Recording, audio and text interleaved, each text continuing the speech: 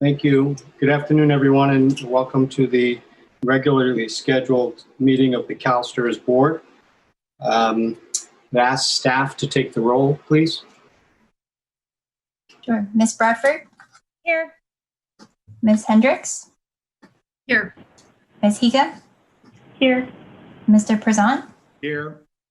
Ms. Yamamoto? Here. For the Director of Finance, Ms. Miller? Here. For the State Treasurer, Mr. Seha? Here. And Controller Yi? Here. Chairperson Keeley, you have a quorum. Thank you so much, Jennifer. The board met this morning in closed session, and there is nothing for us to report out that is actionable. So there's no report out of closed session this morning. We have a hearing that will be coming up shortly. But before we do get to that, I do know that Vice Chair Sharon Hendricks wanted to make a comment here at the beginning of the meeting, and then I had a comment or two as well. Okay. Should I start, Harry? I just wanted to take a point of personal privilege to make a few remarks, just because I think it's been a while since we've been together, and there's just been a lot that our country has been going through, and I'm sure all of you and your families have been going through. And first of all, I just wanted to say that I hope that everyone's families are safe and healthy. I especially, if the CalSTRS staff are watching at home, I just want to say thank you to our staff and your families for navigating a transition to working from home in such a seamless manner. All the conversations we've had with Jack and Cassandra about our performance in the midst of the transition, you've done an incredible job. So I just want to say thank you from us as the board. We really appreciate it. These are just challenging times, and I've just been impressed with how CalSTRS staff have navigated it. I'm honestly impressed about how California teachers, at least the ones I know and hang out with, how they've navigated teaching online. So I'm really proud of how everyone's navigating it. So I just wanted to express my thanks to everyone for that. I'm also just proud of our organization, our board, how we're kind of dealing with all the different changes that are happening, and that we're managing our large projects like the headquarter expansion, the pension solution project. But I think I kind of want to share a little bit about kind of what's been on my mind, because I think, like many of you, the COVID-19 crisis has highlighted for us the issue around workers. And, we all know, like, the people who deliver groceries, or when we go to the grocery store, the cashier at the grocery store, Uber and Lyft drivers, people who work in fast food or meat processing plants, healthcare, people who provide childcare, people who clean buildings, custodians. They're all high-risk frontline workers, and a lot of them don't have healthcare, retirement security, livable wage, access to appropriate PPE, and they tend to be Black and brown workers for the most part. And so I think what I've been realizing is epidemics highlighting that without healthy people, healthy systems, and a healthy planet, that we're not going to have a healthy economy. And I think we're living that right now. It's also highlighted the prevalence of systemic racism and income inequality that I think we knew was there. And I think COVID has just, kind of cracked it open and has made us realize that these issues are really impacting our economy, and ultimately I think they impact us at CalSTRS. Black Americans are 3 times more likely to die from COVID. In addition, the killings of Ahmaud Arbery, Breonna Taylor,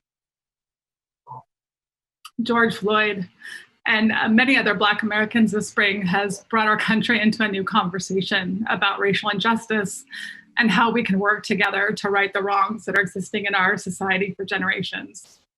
And I actually think it's an opportunity for us at CalSTRS. We have a history of leading on ESG issues. You've heard even today and yesterday on the environment and governance issues. We're looking at a transition to a low carbon economy.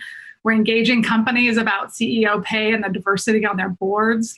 I think what COVID-19 has highlighted to me and to many of us is just the issue around the S in the ESG, and specifically about workers and workforce risk that's central to a healthy economy. And I know CalSTRS, talking to Kirsty and her team, we're doing a lot of great work around human capital management. We're partnering with APG, a Dutch fund right now, to look at how to engage with institutional investors to ask better questions to better understand companies' responses to COVID. So I just want to encourage us to continue to grow in the S area and to expand our work on S, in particular human capital management, or as I've kind of grown to think of it as workforce risk. And I think what the world's seeing, what we're seeing, is that workers are foundational to our economy. And I know SASB is working on providing disclosures on human capital. I know the Committee for Workers' Capital is looking at guidelines to provide investors tools to evaluate these social issues, because I know they're sometimes a little harder to measure than the E or the G. So I'm excited to have more conversations with the board and our staff, our stakeholders, on kind of these workforce risks and how workers and people play such an important part in our economy. And if we don't manage those risks, they can have an impact on our fund and our investment returns. And so I know there's a lot of uncertainty in the world right now, but what I am certain about is people. I love our board, the people on this board, the people that work at CalSTRS, the stakeholders who are watching us right now. Our economy is counting on people to work hard and produce, returns in our economy. And so I'm excited about maybe talking a little more about the S in ESG and workforce risk as a board and as a system moving forward, because if anything's taught me anything in this pandemic, it's just it's the strength of people getting us through it. So I'm looking forward to more conversations with all of you. Thanks. Thank you very much, Sharon. Well said. And I too wanted to take a moment to thank a few people. One, I want to thank our outgoing chair, Sharon Hendricks, for her service as our most recent chair. You did an outstanding job, and thank you so much for your service and your dedication to all that is right, Sharon. And it's a pleasure to work with you. Secondly, I'd like to thank the staff, the support staff that has helped the board transition to this virtual meeting, and our meetings that we've been holding virtually. That takes a lot of support and effort to navigate this new way of meeting and conducting our business. And on behalf of the organization at CalSTRS, for your steadfastness and your continuity, the ability to maintain business continuity during what is, the obvious, the most unprecedented time in my lifetime. And I'm not a kid. I've been around a while, and the transition to be able to move the system remotely, to continue the business of this organization and its mission, to take in contributions, to invest that capital, and to pay benefits on time, and to do that remotely. It was no easy feat, and there's nothing better than having the right people.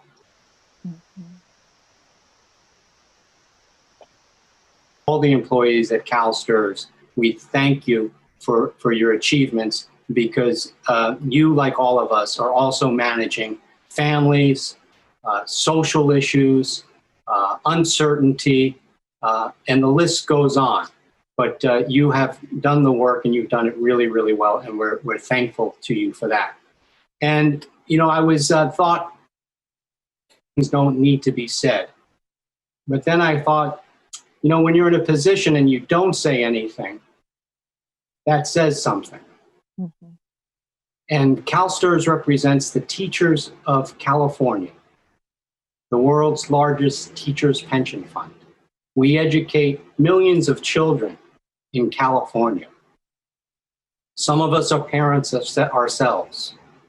And as a dad, as a teacher, as a fellow human being, and the chair of this board, to the Black men and women who work for CalSTRS, you can be assured of our commitment to help do what we can in our position.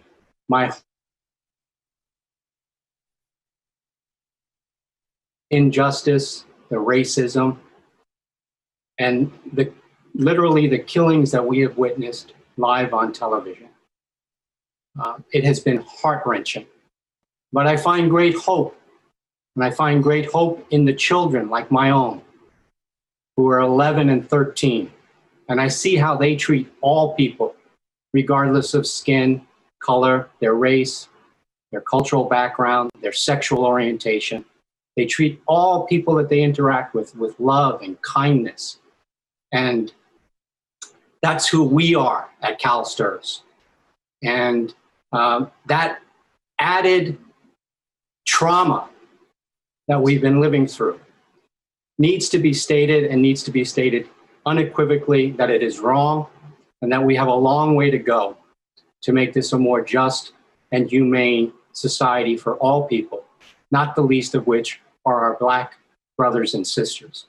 So I was reluctant and hesitant to say that, but then I thought to myself, no, you have a platform, and it's important for it to be stated unequivocally and directly to our colleagues who are working in CalSTRS, to our Black brothers and sisters who are teachers and educators, to our Black students, and to our Black brothers and sisters in society at large.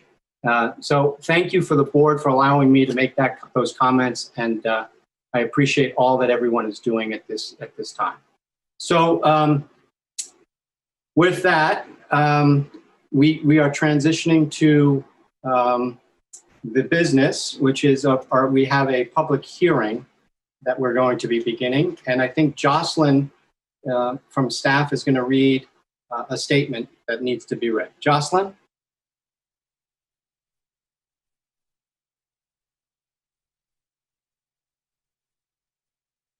Microphones. Jocelyn, I think the mic's off. We can't hear you. Jocelyn, you're muted.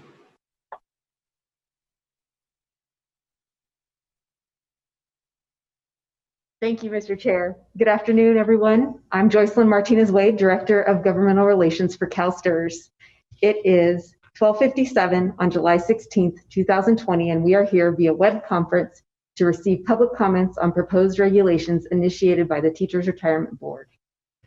The board has proposed regulations that implement, interpret, and make specific Government Code sections 11,120 and 11,125.7 concerning public comment at board meetings. Within Division 3, Title 5 of the California Code of Regulations, the proposed regulations add new section 20,511 in Article 2 of Chapter 1. Under the rulemaking provisions of the California Administrative Procedure Act, this is the time and place set forth for the presentation of statements, arguments, and contentions orally and in writing for or against the regulations, notice of which has previously been both published and sent to interested parties. There is no one present in the boardroom to present public comment. I believe there is someone on the line to present public comment, if that could be confirmed for me. Thank you, Jocelyn. We do have members of the public on the line. So okay, thank you. I will proceed then with the rest of the opening statements. So this is a quasi-legislative hearing at which the board will carry out the rulemaking function granted to it by the legislature. Witnesses presenting testimony at this hearing will not be sworn in. We will take under submission all written and oral statements submitted or made during the hearing. Members of the board may pose questions to speakers in order to clarify their testimony. We will not respond to these comments today, but will do so in writing in the final statement of reasons that will be submitted to the Office of Administrative Law following the board's adoption of the regulations. This hearing will be recorded. A recording or transcription of the hearing and all exhibits and evidence presented during the hearing will be made part of the rulemaking record. Members of the public who dialed in to present comments were asked to provide their name and contact information. Members of the public who provide their name and email or mailing address will be notified before final adoption of any changes to this proposal or about any new material relied upon in proposing these regulations. This notice will be sent to everyone who submits written comments during the written comment period, including those submitted today, to everyone who testifies today, and to everyone who asked for such notification. While no one may be excluded from participation in these proceedings for failure to sign in, the names and addresses provided will be used to send the notice. We will listen to oral comments in the order in which members of the public dialed in to present their comments. After we hear from everyone who queued up, we will hear from any latecomers or anyone else who wishes to be heard. Speakers should begin by stating their name and identifying the organization they represent, if any, and specifying the part or parts of the proposed regulations they will address. Please limit comments to 5 minutes. At this point, the rulemaking record includes 4 items. The first item is the notice of proposed rulemaking, which was published in the California Regulatory Notice Register, May 29th, 2020, number 22-Z, pages 779 to 782. The second item is the draft text of the proposed action using underline and strike through to indicate proposed changes to the California Code of Regulations. The third item is the initial statement of reasons. The fourth item is the economic and fiscal impact statement. These regulations were duly noticed more than 45 days prior to today's hearing, and copies of the notice were sent to all interested parties who had requested rulemaking notices. We will now take oral comments on the proposed regulation. In the interest of time, if you agree with the comments made by a previous speaker, simply state that fact and add any new information you feel is pertinent. Thank you. Thank you, Joycelyn. So I will now recognize Samantha. Samantha, do we have members of the public on the line that want to speak? We have 2 members of the public who'd like to speak. Thank you, Samantha. You can recognize them. Okay, great.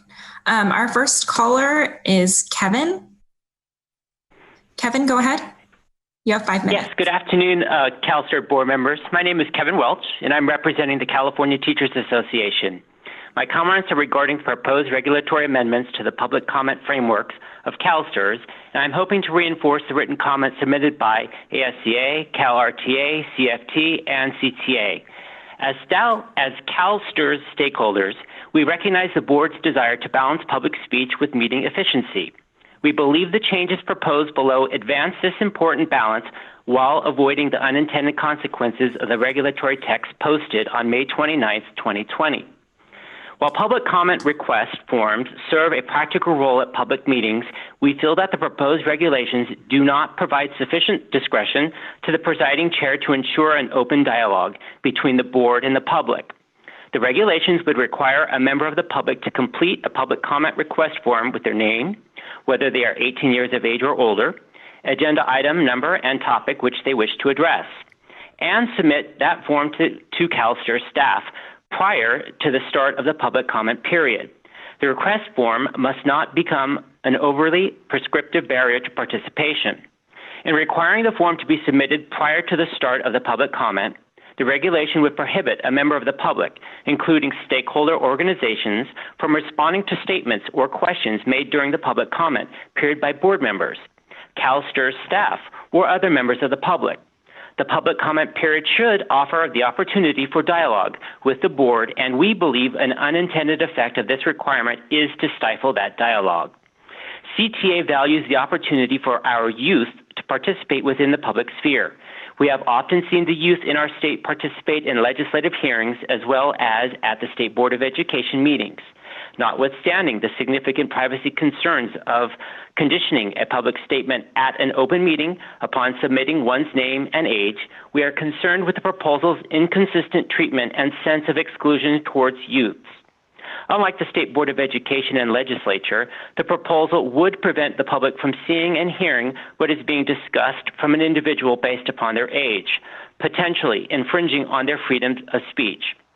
CTA asks the CalSTRS board and staff to reconsider the proposed approach.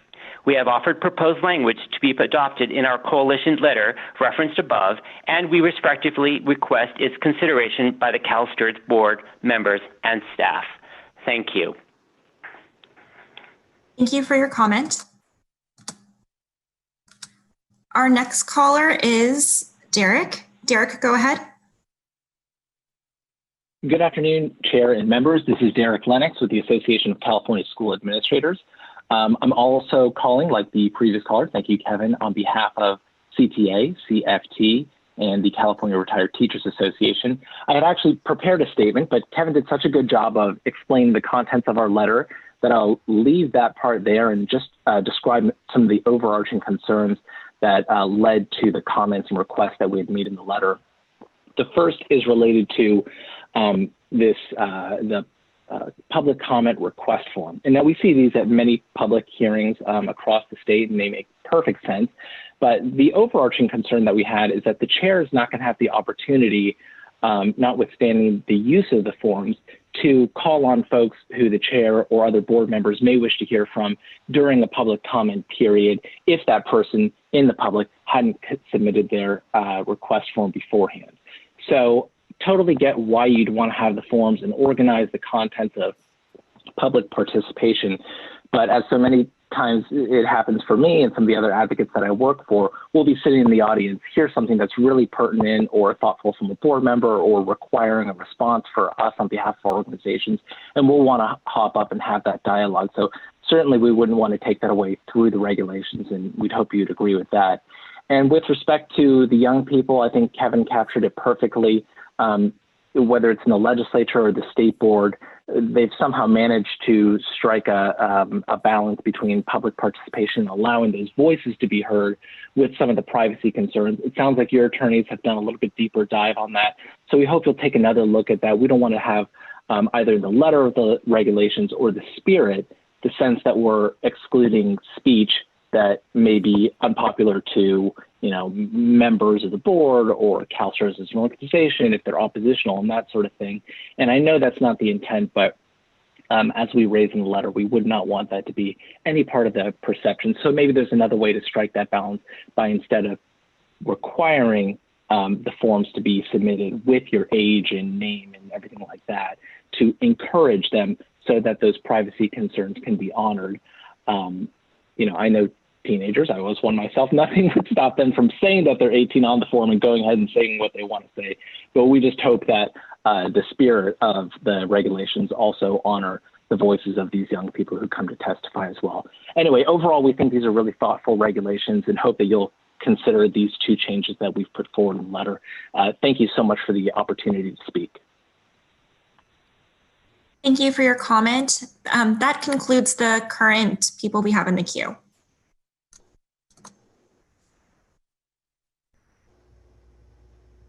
Point in terms of keeping the hearing open? No other commenters have appeared in the boardroom. Okay. No other comments in the boardroom, no other callers on the line. And how long do we now leave this, the room open for comments? 30 minutes. Minutes should be sufficient, if that. So I will let you know if anyone arrives in the boardroom, and then if they could let you if anyone calls in, I think that would be fine. Somehow I missed that. How many minutes are we sitting? About 5, I said. Okay. Thank you, Joycelyn. Thank you. Thank you. So 5 minutes.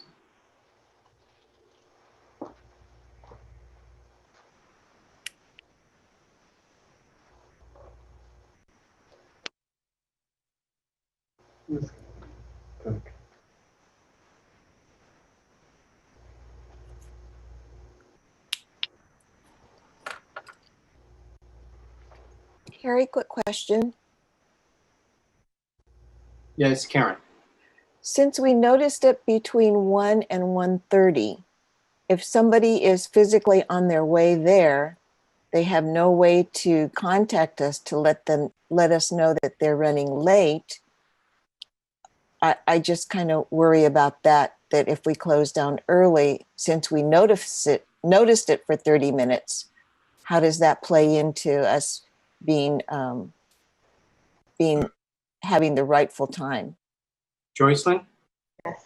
It was noticed for 1 o'clock, and the notice of regulations asked for people to arrive promptly so that they could be signed in. So since it's slightly after 1 o'clock, I think we've met the notice requirements.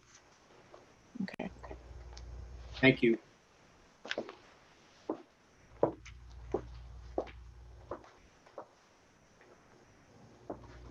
Brian Bartow, are you on the line or in the meeting? I just raised my hand to also respond. Joycelyn is absolutely correct, but if we get in a situation that Karen talked about, we could always reconvene the hearing. If someone is there and absolutely needs to testify, we could reconvene just to hear that testimony and then adjourn the meeting again. Thanks, Brian. And as it relates to the comments by the callers that were reflective in the letter that was submitted by the organizations, we just received that information, right? And the staff is looking at it. We don't act upon any of that right now. We don't act upon it now, but yes, we take those comments in, analyze them. We'll certainly report back to the board on our approach and analysis on those. So yes, I think we're meeting on them next week. Brian.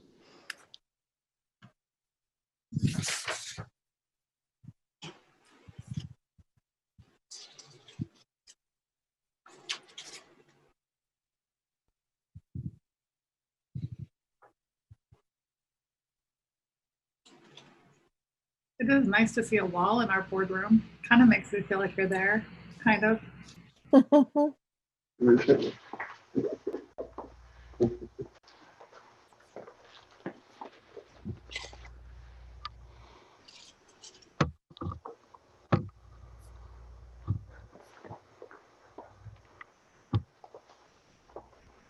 Wow.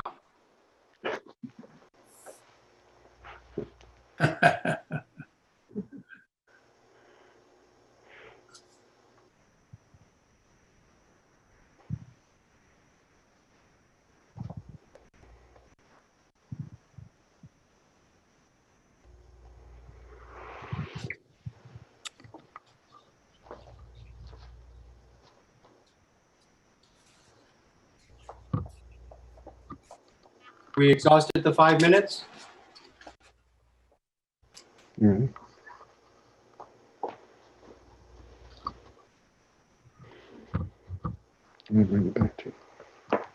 Joycelyn's going to come back on here. Yeah.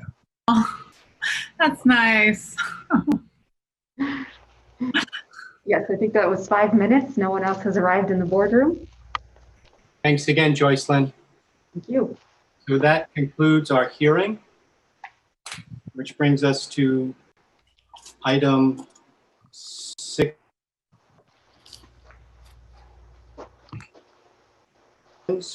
And we'll go through each one of the work plans first, and then we'll adopt them collectively with one vote at the end.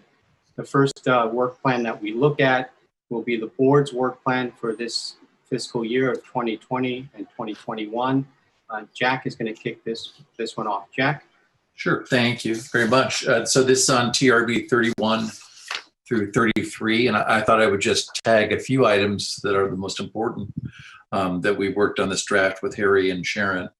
And I wanted to first talk about the budget, because I think that's the one that's probably needs the most attention and affects our success as an organization.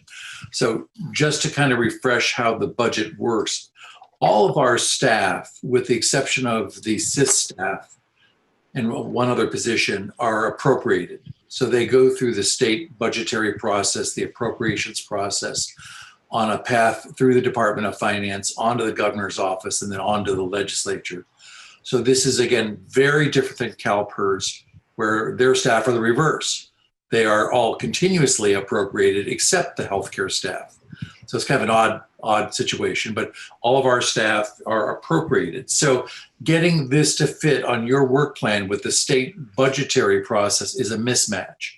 So the way this works is, in 8 days, the administration would like from us our budget proposals for 21-22. And of course, you don't actually even start talking about them till September. So I will give them an outline so that they understand what we're thinking about, recognizing, and they know this, that you will not actually talk about it till September, approve it in November, and then it needs to quickly go to Department of Finance to make their needs so they can go into the state budgetary process. But later in the board packet, you saw the write-up from Julie on how we made the changes to the budget for this year.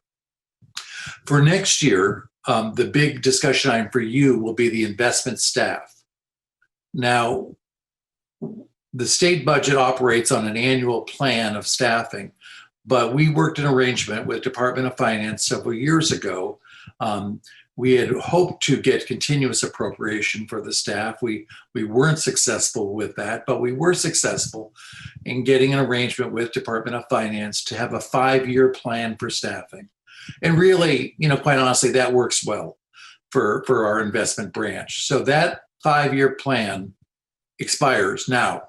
So the budget proposal that you need to consider in this September, November meetings, for the most part, is going to be about that investment 5-year plan. So prior to that, we need to do some work with Harry and Sharon to talk about that.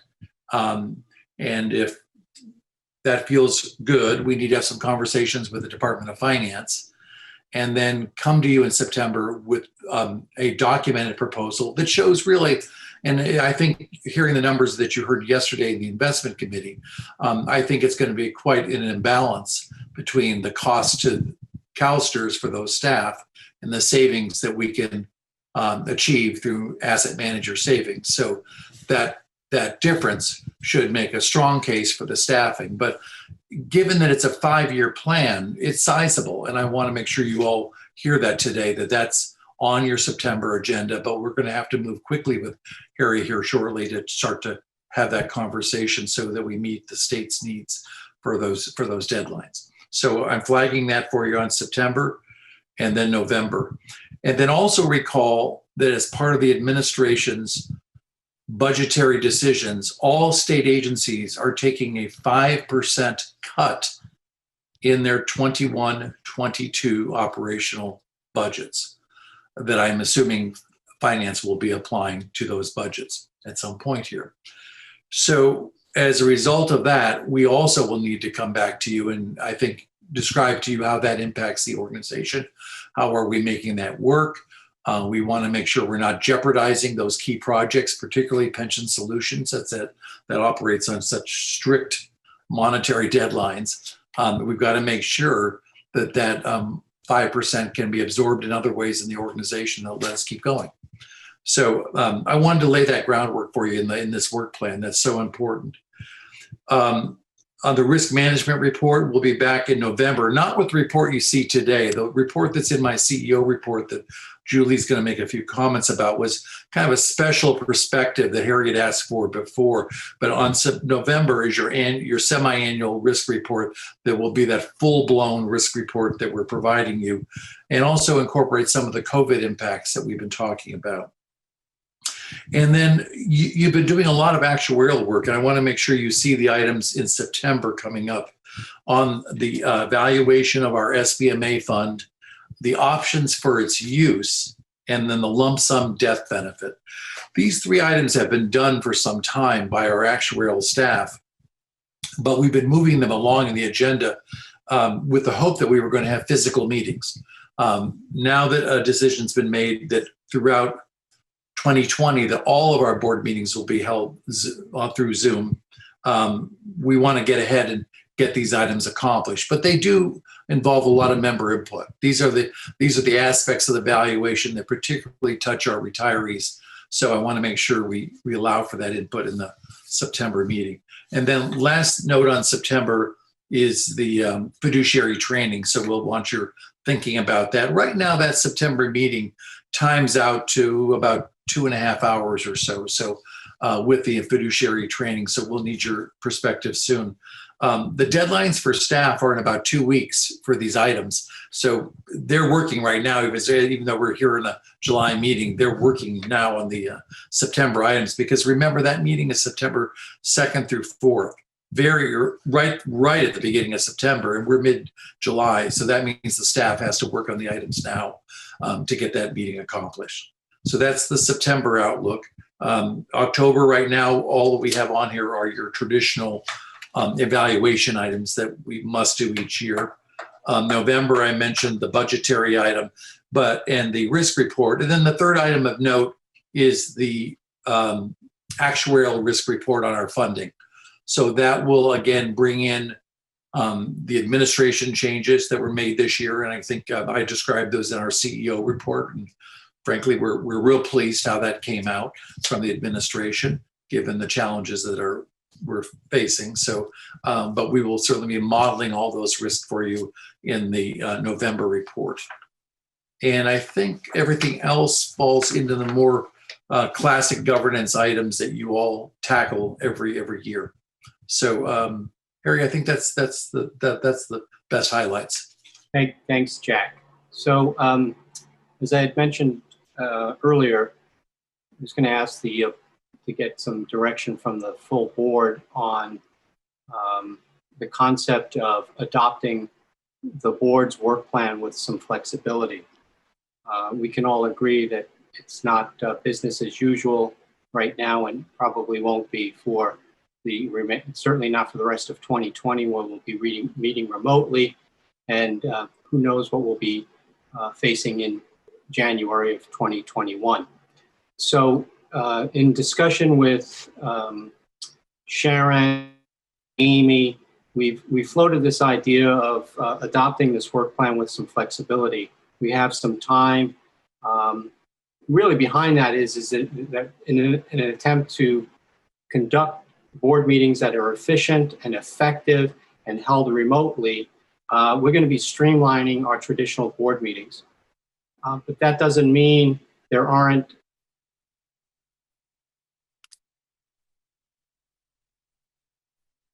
risk oversight of our board that's directly linked to the strategic plan. So one place where we have time already allotted is at the October offsite. And I think as we work towards that offsite may look somewhat different than it has in the past. But then we're looking at the month of December as an off-cycle month. We're looking at month of, and in conversations with Amy and Sharon, the intent wasn't to overburden the staff. I mean, Jack has highlighted nicely that they're already working on the September work plan. We're not looking to overburden them with a lot of preparation of materials, but really to set aside quality time for the board to have two-way dialogue and conversations and discussions about important and relevant topics that are directly linked to the strategic plan. The idea is to get some consensus around that here this afternoon. And if there was agreement, then an email would come out by staff to start to identify calendars. We're not looking at those off-cycle discussions to be lengthy, but we're looking for them to be targeted topics of probably 90 minutes or so in a two-way dialogue. And we can list a litany of topics that are relevant to our board oversight and forward-looking in nature.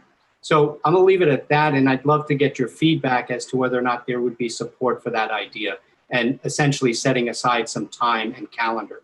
So I'll leave it at that if there's some feedback and questions. Let's see, Betty? Great, thanks, Harry. I really support the idea of giving ourselves the flexibility to come together. I think there's, because of the uncertainty, there may be occasions that we're going to have to become kind of quick studies on issues that may impact other decisions that we'll have to make. And I mean, it's just I just foresee a whole array of possibilities of reasons that we may need to convene together. The other thing I don't want to have really be jettisoned during this time is board education.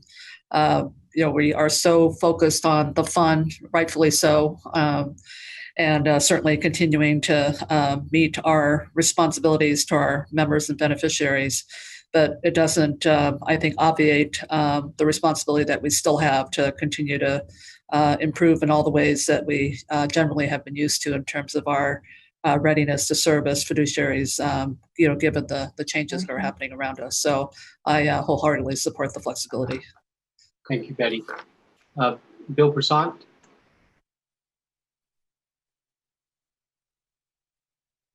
Thank you. I had to find the mute button. I endorse this approach. I think that we've all acknowledged over the last day and a half the enormous changes that have occurred, and we can't foresee the changes in the future, but all of these changes impact every aspect of the way we do business as well as the way other people do business. And I just think that having as much flexibility going forward to address some of the issues, impacts on various items that we have to deal with is very wise. And I commend you and Sharon for coming up with this. Joy? Just adding my voice of support, Harry and Sharon, to the concept of having more flexibility, both in the work plan as well as just in kind of the pace of our meeting schedule. Although it's really challenging to think about how we operate successfully when we're not able to be in person in the same room. I think one of the things that the new dynamic offers is since we're not trying to pull everybody out of their homes and fly to Sacramento, if we're working from our homes and don't have that air travel involved, it gives us a little bit more opportunity to grab a day or a half day in December or during those off-cycle times. So I agree, taking advantage of that, using some of that time for some of the board education, as Betty mentioned, and also just, because of all the uncertainty that we face, I think being able to be as nimble as possible, which isn't easy, but I think we can help move ourselves in that direction if we're able to touch base on a more frequent basis. So I like the idea. Thanks, Joy. Don't see any other hands. I can inject one thing, Harry, which it's like I can't raise my hand as co-host. So, that's why I have to kick it old school. But yeah, I would just lend my support. I really appreciate Betty, because quite frankly, it was a conversation Harry and I were having with Amy. When you're trying to think about how to structure these meetings online, you are trying to kind of make them as, sort of content heavy. What are the most important things we need to include? But I think we're also very conscious of our board culture and kind of our history. We're educators. First of all, we're educator fund. But I do think one of the things I love about being on our board is even yesterday with our investment insight from the guy from Bloomberg, just constantly having my brain stimulated to think differently and I think that's an important part of our culture as a board. And so I appreciate you lending, those comments, Betty. And I think as we think about, these 90-minute modules or whatever we want to call them, off-cycle times, not only does it help us just connect more, because I've missed everyone and I haven't seen you in a while, so we'll see each other more often. But I also think it will continue the culture we have of, hopefully being thought leaders and being lifelong learners by continuing to grow and think about, especially in these times, how to navigate these waters, but also to try and get out in front of things so we can really lead our fund with intelligence. So I'm excited about trying this approach for this year. Thanks, Sharon. So more to come. The details will follow. But the next step we'll all receive a communication from staff circling, putting some soft holds on dates that during these off-cycle months. So that will come out after the meeting. So be prepared. And then we can start facilitating our calendars. So thank you for that. We'll go to the next committee in the packet is the audits, I think it's the appeals committee. Yes, appeals. Do we have someone presenting on appeals? Yes, Brian. I'm sorry to interrupt. I was wondering if this was the opportunity you wanted to discuss the compensation plan under. Thank you. The board governance plan. I did predict exactly what just happened. So on the work plan, we are adding an item on the work plan around the compensation policy that we believe is representative for the full board to discuss, not simply for the compensation committee. The compensation committee will talk about LTIP under the compensation committee, but the board work plan is adding an item for discussion and possibly an action around amending the current compensation policy language that we have. Thanks for. What month did you want that on the calendar for her? That's September. I think he froze up there.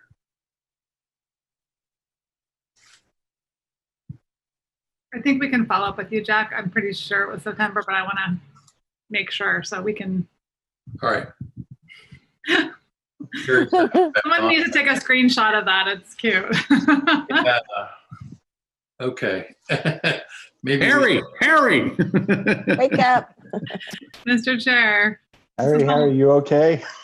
Sharon, do you want to? Yeah, that's fine. So yeah, I would say let I'm making notes, so we'll get back to you, Jack. But we just thank you for highlighting that, Brian, because we knew we'd probably forget that piece. So great. Okay, so we're ready to move on from the regular board to the appeals. And Bill Perez was going to help us with that, I believe. Okay. Yeah, I'm back, by the way. Oh, go ahead, Mr. Chair. That was seamless. Thanks, Sharon. You seem to great. No problem.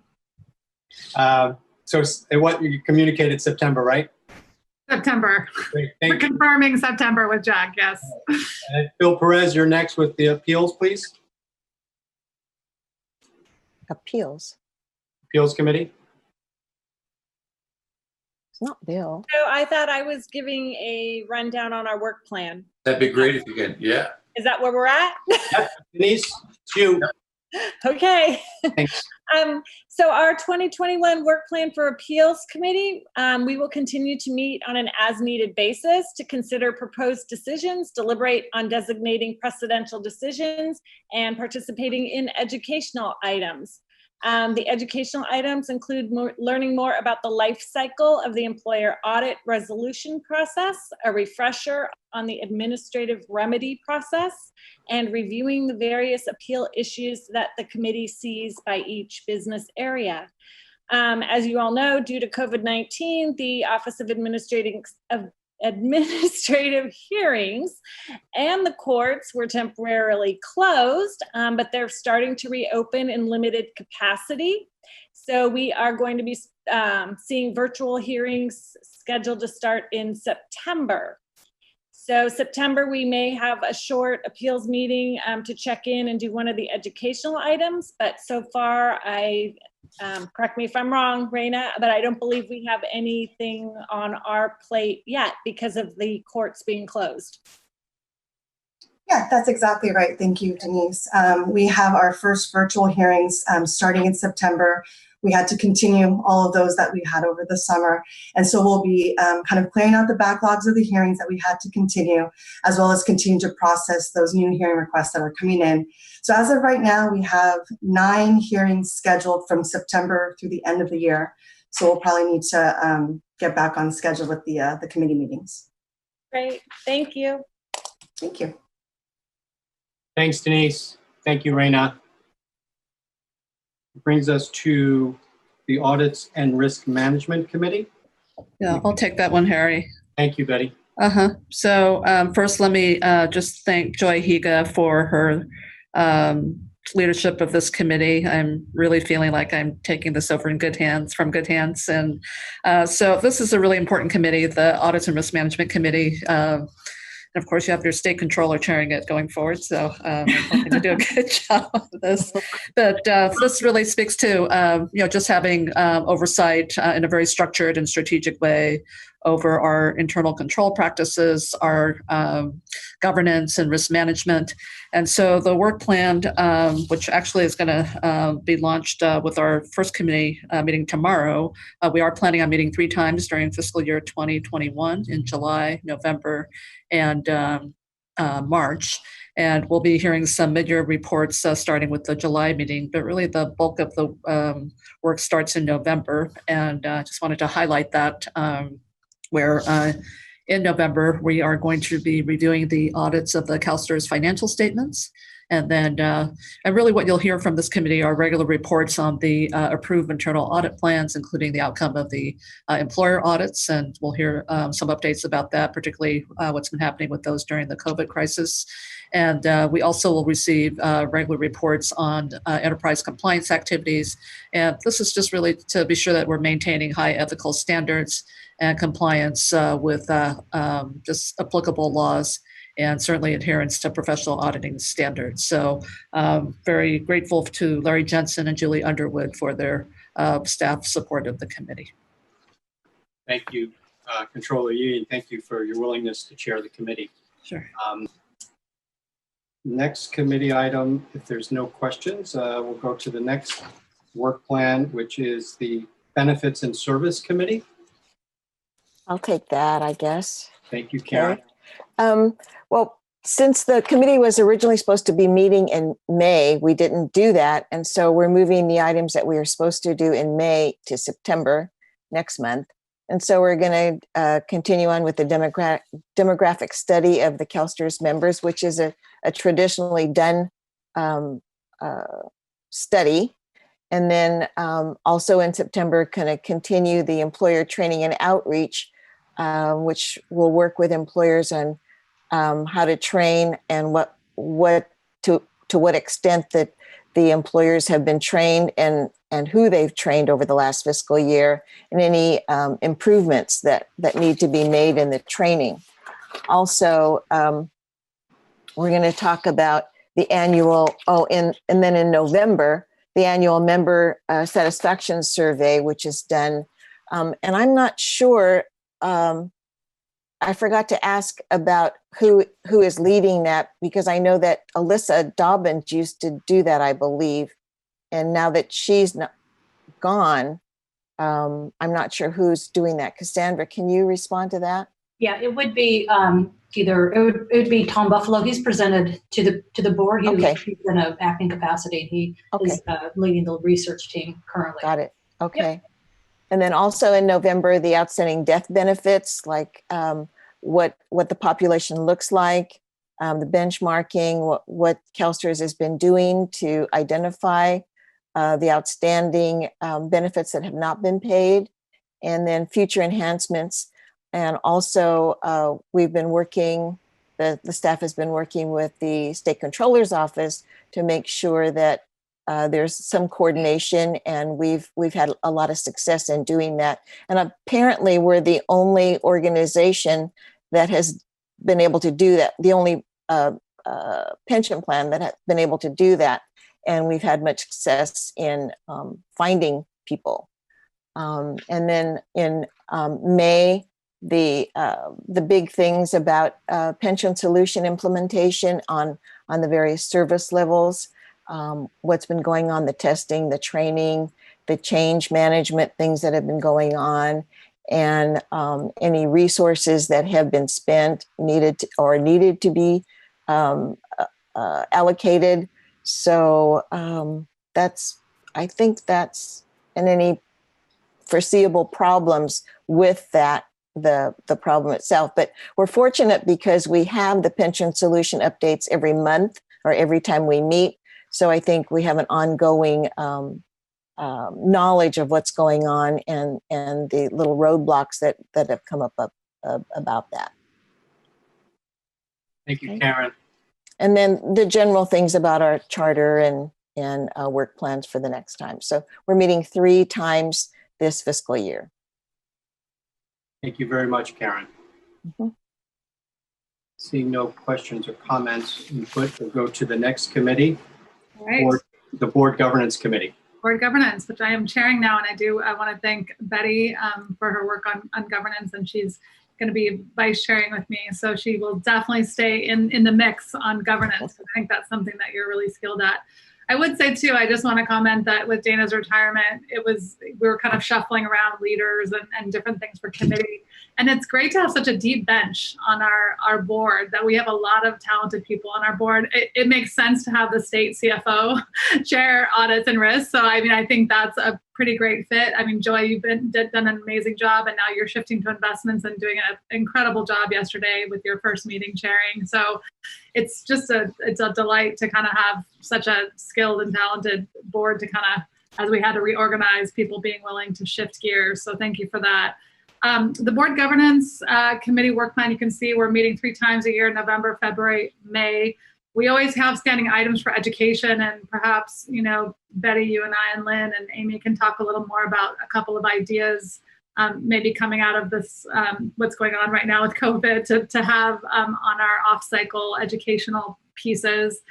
There's also a couple of things, and I'll have Amy and Brian jump in as needed, but I know we're going to be looking at revisions of board policy. Doesn't that sound exciting? We're going to revise the board policy. I've learned policy is very important, so revising it is an important job.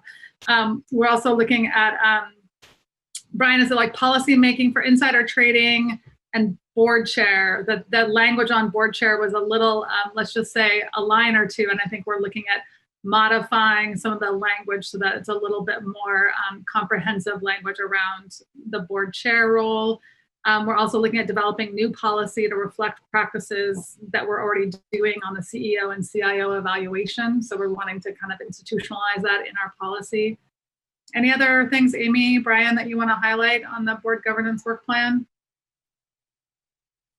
The only thing I want to correct is, and if Karen was on my staff, I probably wouldn't have made this mistake, but it's the board governance manual. It's no longer the board policy manual. That was a change we made last I week. appreciate that. As the chair of the committee, I should have the right. Okay, got it. But that's totally on me for not catching that. So anyway, I had to make that Get clarification. some more coffee, Brian. Gotta. I agree. More caffeine. No worries. Great. Thank you. Any questions from folks on that? Thanks, Sharon. Jump into the next one, right? Compensation. That's you. And so thanks to Dana, I'm sure Dana Dill is watching right now as the former chair of compensation. Myself and the vice chair, Harry Keeley, we've had a chat about comp. We've already talked about one of the comp items that's going to be part of our regular board work plan and not in the comp committee item. We're planning on meeting 4 times, September, November, March, and May. And please, I'll have Melissa jump in if I've missed anything. Probably a highlight that you can see, and I believe that's in March, is looking at something that Bill raised earlier today about the long-term incentives, or what we call the LTIP, and looking at a long-term incentive plan, reviewing that. We've had discussions about that previously. Another important part of our plan is looking at our board, our compensation consultant, which looks like we're doing that in September. So we have, you guys know, we have GGA and a couple of McLaughlin and a couple of other compensation consultants. So that contract is up for review this year. Another thing that we're looking at is we do a biannual salary study, and we'll be undertaking that this year. Anything else, Melissa, that you want to raise on the comp committee? No, I think you captured really the highlights. The only other item that's going to be coming to the committee in September is the investment management class proposal. And this item represents the inclusion of additional investment management classifications and competencies that will support the efforts of the collaborative model. And it is scheduled to be at the September meeting. Great. Thank you, Melissa, for that. Mm-hmm. Any questions? That's Thanks, Sharon. Joy, the investment committee, and I think maybe Chris is going to jump on the screen. Joy? Great. Yes, thanks, Harry. And Chris, if you could jump on the screen, maybe I'll start and then ask you to cover anything I might have missed or that you want to flesh out. You know, the investment committee will continue to have some meaty projects on its work plan for the year. We're continuing our review of a transition to a low carbon economy that we spent some time talking about yesterday. In the second half of the fiscal year, the plan is to pivot to a study on growth in Asia, particularly focused on China, given the activity that's happening in that part of the world. You know, for the duration of this year, we're also going to continue our focus, which a lot of committee members made clear was a big priority for us yesterday, around implementation of the collaborative model and how we move forward on seeing some of the real benefits that we anticipate that'll bring to the fund. You know, in addition to that, I think some ongoing work that we'll be doing is focused around continued implementation of the asset allocation study that we concluded last year, and monitoring and continuing to improve step changes that we're making in our allocation. Continued review and discussion around an active risk budget. I think we've done that in global equities. We heard a little bit yesterday that we'll be talking this fall about looking at that as an opportunity in CIS, and also you know, continuing to look at that as part of the overall portfolio and in additional asset classes. And then continuing our oversight of the fund as we normally do on a semi-annual basis. I think, Chris, we have that coming up in September, and then we'll do it again in the spring. And I think the last comment I want to make before I turn it over to Chris is that, you know, one of the things that I think we've all found really helpful as we do, do our job as fiduciaries for the fund is on making sure that we're educated. We've had access through Chris and through his staff to some incredible subject matter experts like we did from Bloomberg yesterday.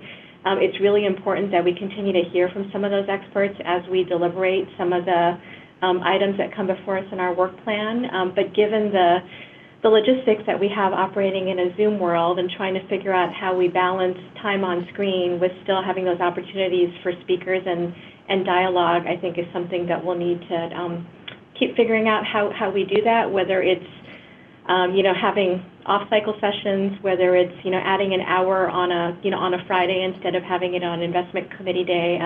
I think we'll want to be creative because we don't want to drop those opportunities, but we'll just need to find a way to make it work for us given our meeting reality.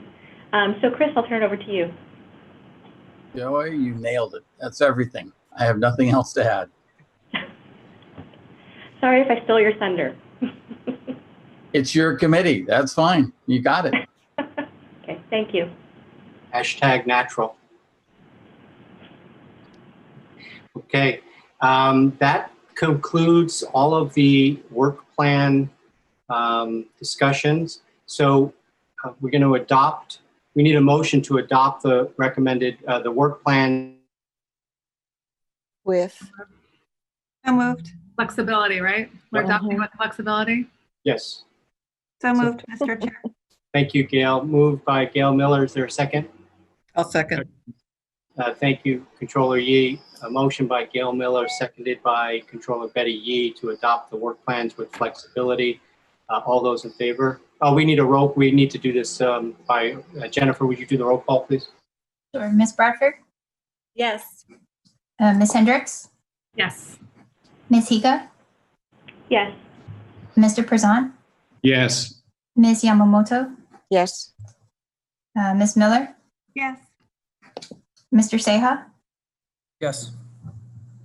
Controller Yee? Aye. Chairperson Keeley, would you care to vote? Aye. Okay, the motion passes. Thank you, Jennifer. Brings us to item 7A and 7B.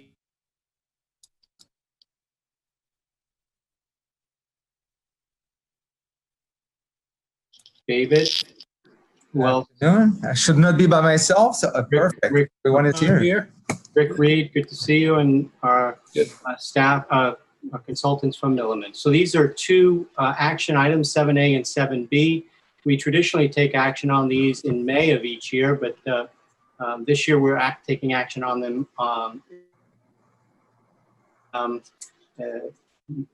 David's going to lead the presentation, and there are resolutions for each one of these on TRB 80 and TRB 118. I'll turn it over to you, David. Thank you, Harry. Good afternoon, everyone. Nice to see everyone. So this is, as Harry said, our annual valuations that were delayed to July to accommodate our ever-shifting environment. And you'll see it's going to be a little bit of a theme of, it's going to be a bit of our theme this in what we're talking about today. The one thing I want you to remember, so those are the June 30th, 2019 valuations. So this reflects where those two programs were a little bit more than a year ago. So the first one, the defined benefit supplement, if you want to see a picture of sort of how it looked in 2019, just go over to TRB 43. And you can quickly see that the DBS program on June 30th, 2019 was estimated to be about 125% funded with a surplus of $2.8 billion. Now, the board has adopted a policy with regards to what we call additional earnings credit. And in any given year, if we just close our eyes without paying attention to the world around us, and simply applied the board policy, we would be recommending to you that we provide a 4.11% additional earnings credit to the members of the DBS program. As we stated in the agenda item, if we did that, it would come at the cost of about $388 million. It would lower the funded status to about 121%. But the recommendation in front of you from the four of us is that we take a prudent approach this year and not grant an additional earnings credit this time around, even if the policy calls for it, in order to wait and reconsider a year from now in May when we present the 2020 valuation. We know that the year last year, fiscal year wise, the return was much better than probably everyone anticipated if we just look back 3 months ago. But still, there are still so many uncertainties around the economy. I think we have to keep in mind that these programs also are funded through fixed contributions. So when you consider all of this, the uncertainty around the economy, the COVID-19 crisis, in some areas, things are closing down again. This is one of the main reasons why we're asking that we're recommending that the board not grant additional earnings credit this year. The cash balance program, same story. The information is on TRB 82. The program is slightly less well-funded than the DBS. It's about 121.6% funded. And again, if we just simply apply the policy to that program, we would also recommend that an additional earnings credit of 3.61% be granted. But once again, at this time, we're asking that the board wait and not adopt any additional earnings credit. Before we take any question, Mark, Nick, or Rick, if you want to jump in to add anything, please go ahead. I just wanted to layer on top of what David said that, and these programs are designed to be very resilient, both in their benefit structure and their funding policy. But it's important to note that when the board funding policy on additional earnings credit was set up, it was intentionally set up to balance benefit security with an appropriate sharing of investment earnings. So you always have one or the other, and there's no perfect answer. And what that means is that in situations like this, where the future of the economy over the next 6 months, 12 months isn't certain, there is room for additional caution, which is why we agree with exactly what David just said. Thank you, Mark. Thank you, David. Any questions or comments from the board? Okay, seeing none. David, your preference, would you, pardon me, we do have a hand. It's Gail Miller. Gail? Oh, thank you, Mr. Chair. I actually just wanted to compliment the entire team for how well the write-up was and how well they've explained it. And I think you were going to ask if to move both items together, but I was only going to offer a motion when you're ready, Mr. Chair. Thanks. If that's necessary. Yeah, well, why don't we wait till they finish the second item, which is 7B. I don't see any other hands, David. Sorry, can I ask a question? I know it's hard to see my hand because I can't raise my hand. Go ahead, Sharon. But I just got a quick question, if you could, David.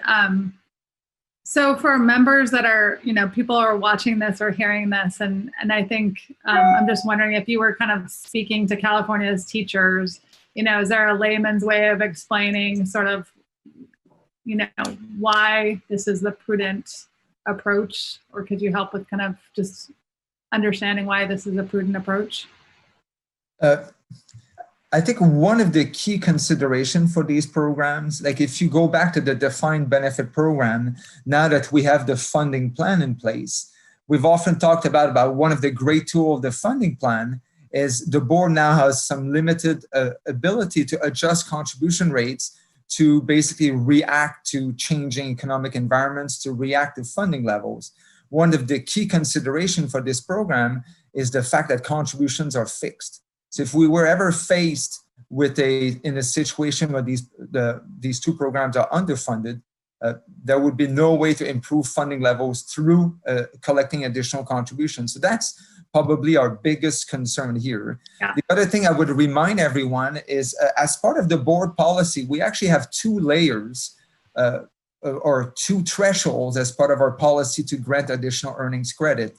So if we do not grant an additional earnings credit this year and the economy recovers quickly, there's a possibility that next year we could be in a situation where the second threshold kicks in, which would allow the board to grant some kind of I would call it, won't exactly be perfect, but it's kind of a catch-up provision if you want. It would allow us to grant a higher AEC next year. So that's another part of the consideration.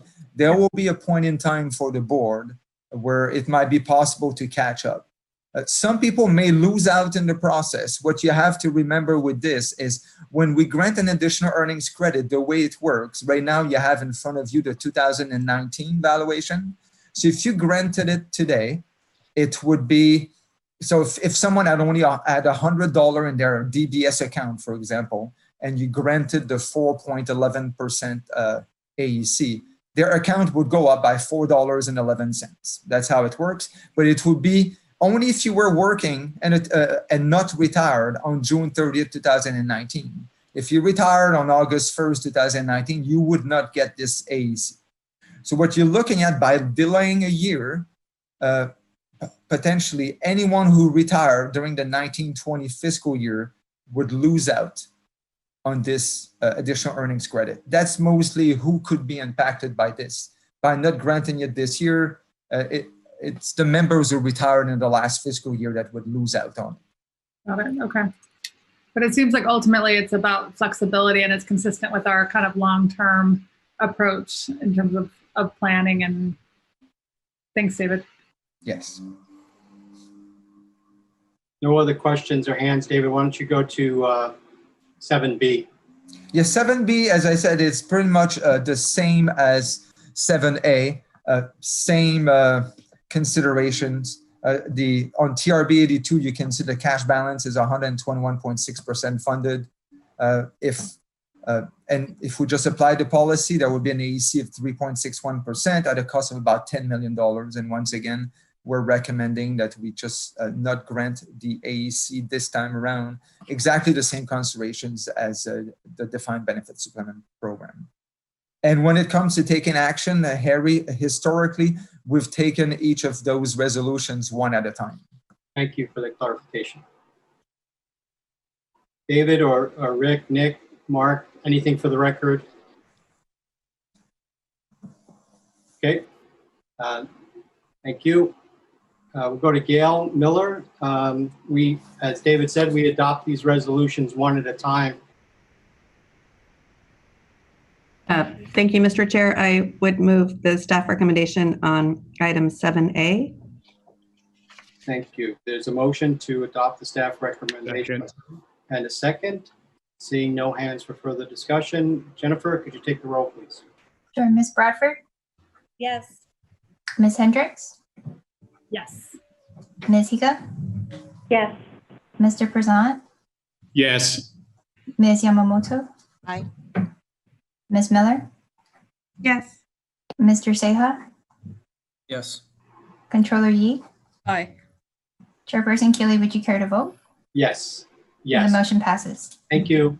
7B, Gail?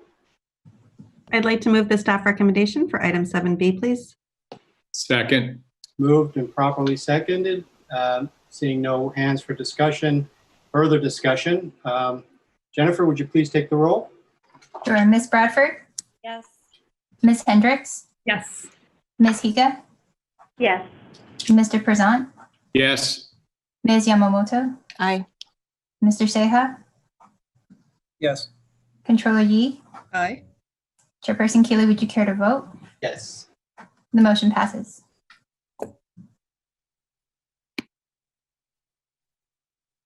We'll go to item 8. Bring Jack back in. This is Jack's CEO report. Jack. Rest of the meeting today is information items. No further action for today. Jack. Great, thanks.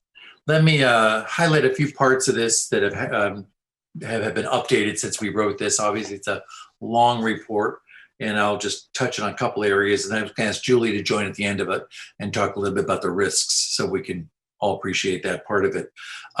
You know, you mentioned certainly before the COVID crisis, the importance of having a strong business culture. And I think we recognize it's something we're worrying about now. And we're certainly talking to the staff on how do we keep the strength of the culture going. But I will say that our employee recognition program, what we call the Virtuosity program, is absolutely the foundation of what we do at CalSTRS. So Normally, we would have those employees with you and we would have their photographs. We don't have that today. I just really want to read off their names for the record and give them that recognition. And we'll have a Zoom party for them later in the year or something when we can. But these employees, your lens into CalSTRS is primarily through upper management. But these 7 employees that are recognized here by their peers are really the people pulling the levers, pushing the buttons, making things happen every day in the organization. So these 7 individuals are the true stars of CalSTRS and what we do every day. So let me just again mention specifically who our virtuosos are for 2020. Christopher Louie. Christopher is a staff services analyst, a budget manager, and he performs analytic, forecasting, planning, and advisory duties in support of our annual budget. So he's going to be very busy in the coming months. Curtis Rogers is an associate accounting analyst, also in the financial services branch. He works on our contributions. So he is responsible for overseeing the collection of revenue from our 92 school employers, as well as the contributions from the state. And again, just added, that has gone extremely well during these last months, making sure that all the money has been coming in on time. Ellie O'Brien works in central procurement, and she's responsible for administering the most complex procurements we have and supports all of our operations. Jennifer Spangler is in senior management, and she is just been recently promoted. Now she is assistant director of our pension solution project. So she'll have a busy couple of years as we finish that up. Lan Lee is a pension program manager too. He's manager of our system solutions and development for our retirement readiness operations. So for all of our member service areas, there's a host of operational, technological issues that come through all those member service centers. And Lan Lee is responsible for providing support to those service centers for doing that activity. Tanya Lee is an associate government program analyst, a solution integration analyst. He works under the pension program manager and responsible for the research, analysis, testing, design, development, evaluation, and delivery of training on our new pension solution system. And then finally, Yumali Hoff. And Yumali works in our ISO office, our security oversight team. And she works to ensure that we've identified unforeseen security risks and that they're obviously managed responsibly. So again, super that we have these individuals recognized by the other staff. They go through a lengthy nomination process, vetting process, review process by a team. And each year we have a group that we really want to honor, not just today, but throughout the year. And we'll be doing much in the organization, again, to give them recognition. I'm hoping they're watching today to hear that they've been lauded, and we, again, appreciate everything they do. Okay. So let me talk a little bit about the COVID impact and really just kind of supplement. I'm not going to repeat anything that's here. I just want to tell you kind of things that keep moving around this. And I think the language we're all using around this is how we see it today, the decisions that we've made today, but we might need to change some, and we've already done so. A significant one that's in this document. So I do want to make sure we kind of talk about this. The starting point for us in all of this conversation is on 122, and that's the principles for the path forward. We wanted to make sure we got those right and that we set the tone for the organization on how we're going to making all these decisions, not just for March, April, May, but for June, July, August, September, October, November, and who knows in 2021. So bottom line is all of those principles rest on protecting everyone's health, our employees, our members, our stakeholders, the public. So we kind of view the governmental regulation of this, what comes out from Yolo County, Sacramento County, the State Department of Public Health, the governor's office, possibly the federal administration if something comes. All of those things are the foundation for these decision making, but we may choose differently to be more conservative. And I just want to make sure you hear that, because it's tough navigating all those governmental jurisdictions. They don't all line up correctly. similarly in what they're doing. So we're looking at those, we're making sure we are honoring those legal requirements, but we may well do things more conservatively based on this set of guiding principles. Secondly, we're going to get input. We don't want to just sit here and make a bunch of decisions affecting people's lives without getting a reaction and input. So hopefully you saw the data I provided you. We did a comprehensive staff survey in May, and then every 2 weeks we do a 24-hour pulse survey, 3 or 4 questions. We have amazing response. We've done 2, and the 3rd one is coming out shortly, but we're going to keep doing those and kind of watch the data change. And you can see that already. And I'll mention what they are in a minute. We've already seen some changing attitudes in this short period of time.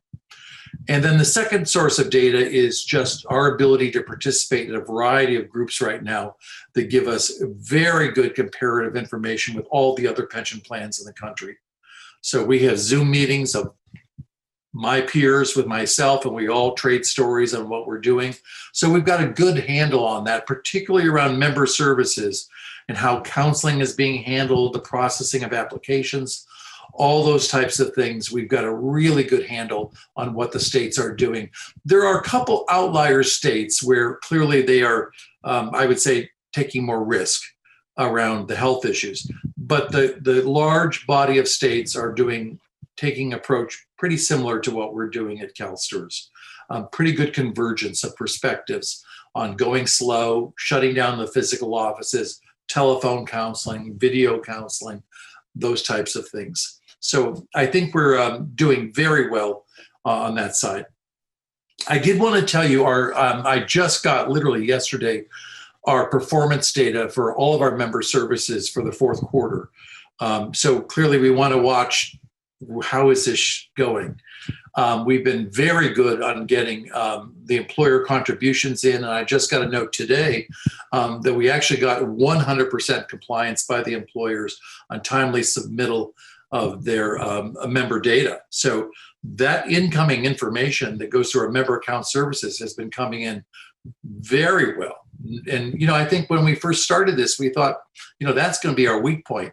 We're going to see school districts that are consumed by many priorities and failing to provide the contributions or the proper reporting. And that just hasn't been the case. Also, as we go down, and we'll provide a full report to you, but as I go down each of the indicators for our customer service to our members, our 4th quarter performance for 2020 is equal or better to the prior year.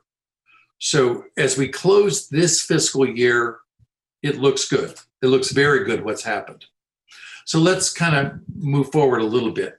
In terms of how the employees see things, as you see some of the survey data on pages 121 and 122, when we did the initial survey, 90% of the staff agreed that they can accomplish what's expected of them at work. 90% said they're collaborating well. Positive feelings about communication. The top 3 concern areas were social isolation, anxiety about the impact of COVID, and feeling of a disconnection from work. Now, those aren't minor issues. I mean, those are significant work issues if they continue to amplify and magnify. So it's interesting. We just did in one of our pulse surveys, we wanted to retest that question. Is that still what people feel? Has it changed at all? And sure enough, there was a bit of a change. The number one concern, if you will, area right now became anxiety. And it was a significant difference. It moved, and from a statistical standpoint, this turned out to be significant, but 12% of the employees had mentioned this as a problem, and that now shifted up to 15%. And this answer moved to the number 1 category of concerns. So that is an issue that we, I think, have to think about and continue to talk about effective communications and how to keep the spirit of the organization up in these times. So that clearly has our attention. In the document, I talked about stage 3, which is the one we are about to begin, where we start to invite staff back to the organization, up to 25% of the staff. But we have made the decision, and if you're watching the numbers this week in California, it's clear that we're in a challenging point in this illness. So we have made the decision not to begin anything this month and not to begin anything next month either, but to look at September as a possible month where we would bring staff back into a physical setting, again, on a limited basis. One thing we still need to finish up is to figure out how to get staff the equipment they need in their homes. I think I mentioned to you, we had chair day where employees could come in, drive over to CalSTRS, and we throw their office chair in their car and they take it home. They could come by CalSTRS on supply day and get the basic supplies, and we throw them in their cars and they drive them on home.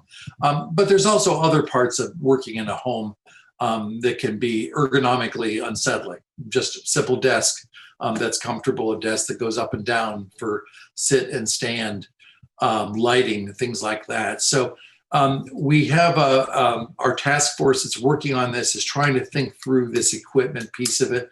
And we're also talking to CalHR a bit, just because from a statewide policy basis, this clearly affects all state agencies. But it is a piece, if we're going to be into this for the long term, it's something we need to work out for the staff. We just can't make the physical headquarters good. We've got to make sure the same quality is there in the home office where people are spending all their time. So that's an issue. One of the risks we have now, kind of looking forward around the staffing and the culture, is clearly around a couple variables facing us. And I just want to make sure that they're front and center for all of us. We have a new personal leave program that's put in place as part of the administration's agreement with SEIU. That does mean potentially more absence from the office. So that speaks to productivity issues. We have a pay cut, which can't help but impact morale in some fashion, and something that I think we all recognize. We have withdrawn part of our budget in the 2021 budget that would have provided some more resources to a couple parts of our organization. So they will have some more stress. And we're going to be cutting the budget 5% from the administration's request next year. So all of those mean doing the things we want to get done, need to get done under resource constraint. So I think we need to expect that does have impact in some fashion. And I don't want to get you too far off on this because we're just really 2 weeks into the month. But we do watch each week some of our customer service data.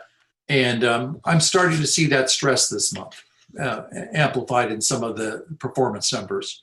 So we're going to have to watch that when we get a little more data than just July. But we're going to have to pay attention to all these issues that can affect their real risks to the organization. They can compromise projects, they can compromise member service, a variety of things. So that's what's on all of our mind that are in the leadership positions and trying to manage this through. But again, I love the comments. Thank you for making those at the beginning of the meeting.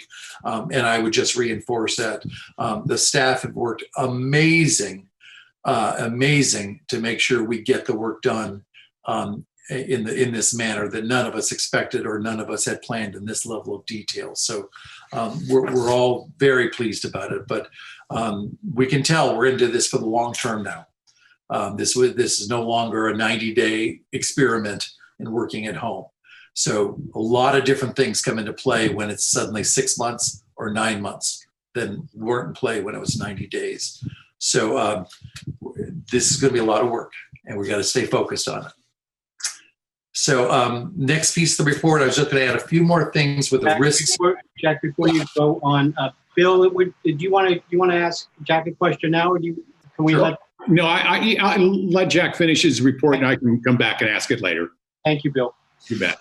I just want to go to page 127 on the risks around the headquarters expansion project, just to update those a bit for you, since they've changed just a little bit. You know, if any of you have done probably most of you have done a kitchen remodel in your life, and those words on time and on budget do not ever line up with a kitchen remodel project. But in fact, we are on time and on budget. So that feels good. There's a lot of people working hard to make sure it stays that way, especially focus on all the financial issues. But we need to be adults about this and recognize some of the risks involved. And let me just mention each of those that are on 127 and 128. Relative to the public agency plan review, this is one of the most pivotal final reviews that we have that can affect the cost structure of the project. And this is phase 4 with the fire marshal. And I met with the construction team last Friday. Everybody is anticipating this review be completed within days. So I can't tell you any conclusions from it.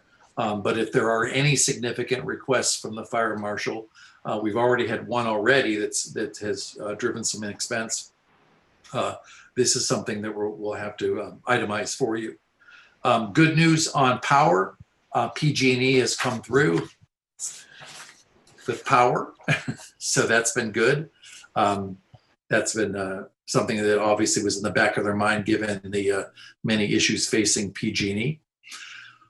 On COVID, we have gone through in detail the procedures that would take place on the construction site if we are faced, which is likely, with some type of infections with the workers. You've seen photos of the project.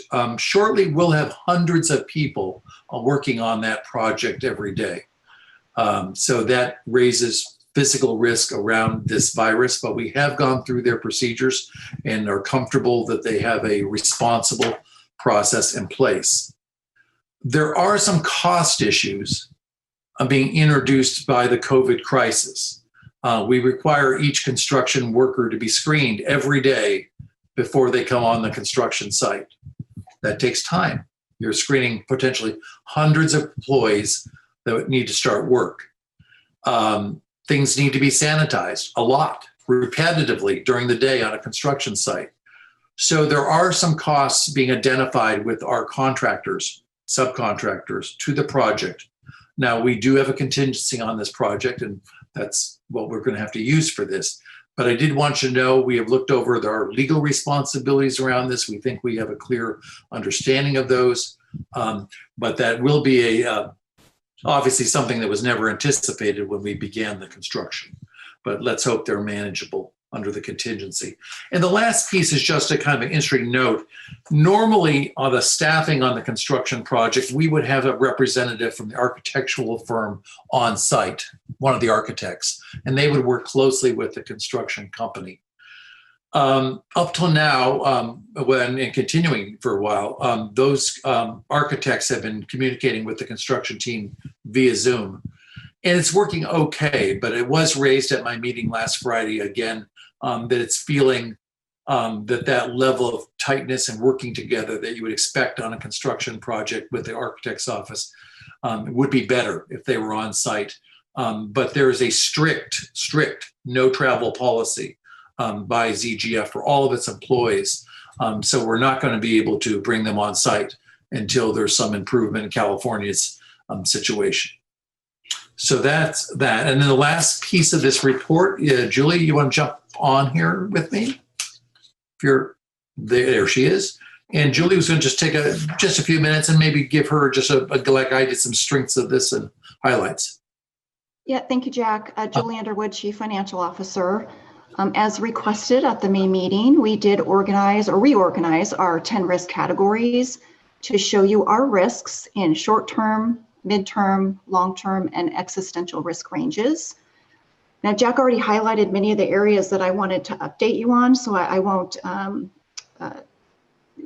say it again, but there are just a few points that I'll add on top of what Jack added. First, I want to reiterate that despite any market volatility, we have plenty of liquidity to continue to pay benefits. So there's no cash risks in paying benefits for quite a long time. So kudos to our investment team to ensure that we have the liquidity to pay benefits. And then regarding school funding, I just wanted to add that the current Budget Act has a provision that defers funding to schools beginning early next year. So we will be monitoring their ability to pay contributions and are also watching the progress of the HEROES Act. Now that would provide financial relief to the state and may allow them to pay down the deferral sooner. So we'll be keeping a close eye on that. Now, Jack already provided you an update on our path forward, that we'll be delaying our on-site presence at least another month and keeping an eye on public health guidelines and the feedback from our staff. And then regarding our workforce, again, Jack covered many of the areas that are providing pressures to our staff. So I just wanted to add, from a risk perspective, we are keeping a close eye on our customer service levels and any slippage that we do see. We are also starting to experience some recruiting challenges, and Scott Chan mentioned some of those challenges to you yesterday. We are closely monitoring absences of staff and any effect it may cause on completing our strategic initiatives, and Cassandra will mention a little bit about that in her business plan update coming up. So we are continuing to discuss new mitigation strategies as we progress through this pandemic. But despite everything, our staff has rallied during this unprecedented time and are working harder than ever to ensure that we meet our mission for our members. So I just wanted to take this opportunity on behalf of the executive staff to thank them for all their hard work and dedication in achieving our goals. So Jack, I think that concludes my updates. Okay, thanks, Julie. Appreciate it. Any questions then? Thank you, Jack, and thank you, Julie. Bill? Well, I would just want to add my compliments to you, Jack, and Julie, and the entire staff for, as everybody has acknowledged, before me, that you've done a remarkable job in making this organization run smoothly in really challenging times. But I had some questions relating to employer contributions, and this will show you, my naivete. When are they made? And are there any lagging indicators that would give you an indication that they may be made or not made, or be made late? I guess that's my question. Sure. And again, I think our expectations were that we would expect chaos. We would expect delays. We know the school districts very well and how difficult those payroll offices and human resource offices are. But the record doesn't show it at all. And Julie, do you want to give some detail on the dates? But we have a team that monitors that very, very closely. Are they made monthly or? Yes. Yes. Yeah. Okay. Julie, go ahead, Julie. Yeah. And I have a team that works with Bill's team. Bill does all of Bill's team reaches out to the employers. In fact, when we first went into remote working, they scrambled to reach out to the employers to find out what their plans were so that we could kind of get some indication as to whether they'd be making their contributions on time. And so they are constantly in communication with them. We have very close relationships with them. And so they do a really good job too of communicating with us and letting us know what their concerns are. On our side, we also do some data analytics for employers that might be having financial troubles. And we do keep an eye on them. We watch, articles that come out in the paper, just to kind of get a sense for what's happening. Just like with the deferrals, we'll be reaching out to them. Probably Bill's team will do most of that reaching out to understand, are they going to be able to get the financing that they need to continue to pay contributions, or is that something we're going to be having to be concerned about? So that'll be another time where we'll be watching that very closely. And just one more follow-up question. Back in 08-09, was there ever a lag in making the contributions by any of the employers? I was not here in 08-09. My director, Lucy, I think is here. Lucy, could you speak to that? There she is. Hey there. Lucy Arbuckle, Director of Accounting Services. I wasn't here in 08-09, but my understanding is there wasn't any lag. I think there was only one time where we had to pull money from we almost pulled money from a resource back in the day, but we've never really had problems in collection.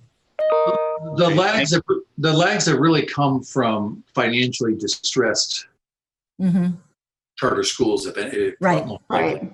And really about 2 years, it's been two and a half years ago. It was nothing to do with this, but two and a half years ago when we were experiencing a couple situations. That's when Julie's team tried to put in place some predictive tools, if you will, to see if we could get ahead of that.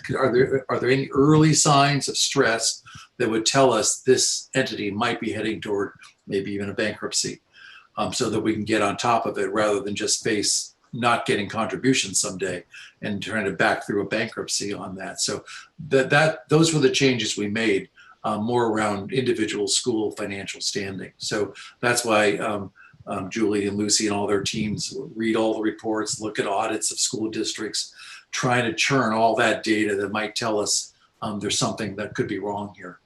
Great. Thank you. Thank you, Lucy. Yeah.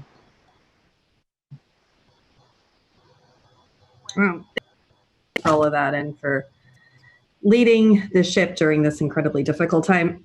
Just two questions, one on sort of the, both of them that are coming, I think, but sort of on some of the cost pressures on the project, what the plan is there, and then just in light of the changing space needs, and the shift to work from home and the administration's current expansion of telework policies. I'm just wondering what considerations you're making with regard to your space and how you may deal with an excess amount of space in the future, and what your work plan is to account for that.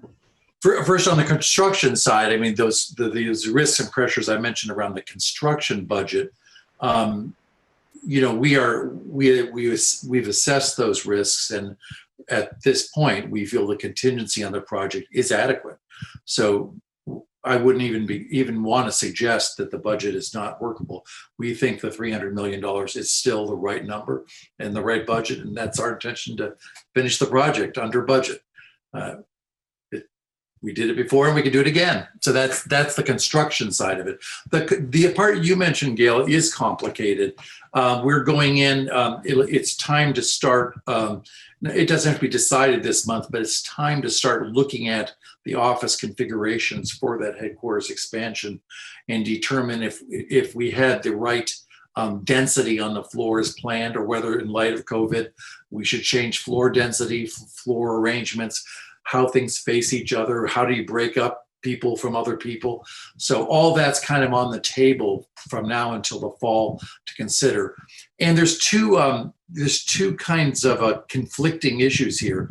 On the one hand, to the extent we embrace more telework and there's less people in the building, therefore there's potentially less need for space.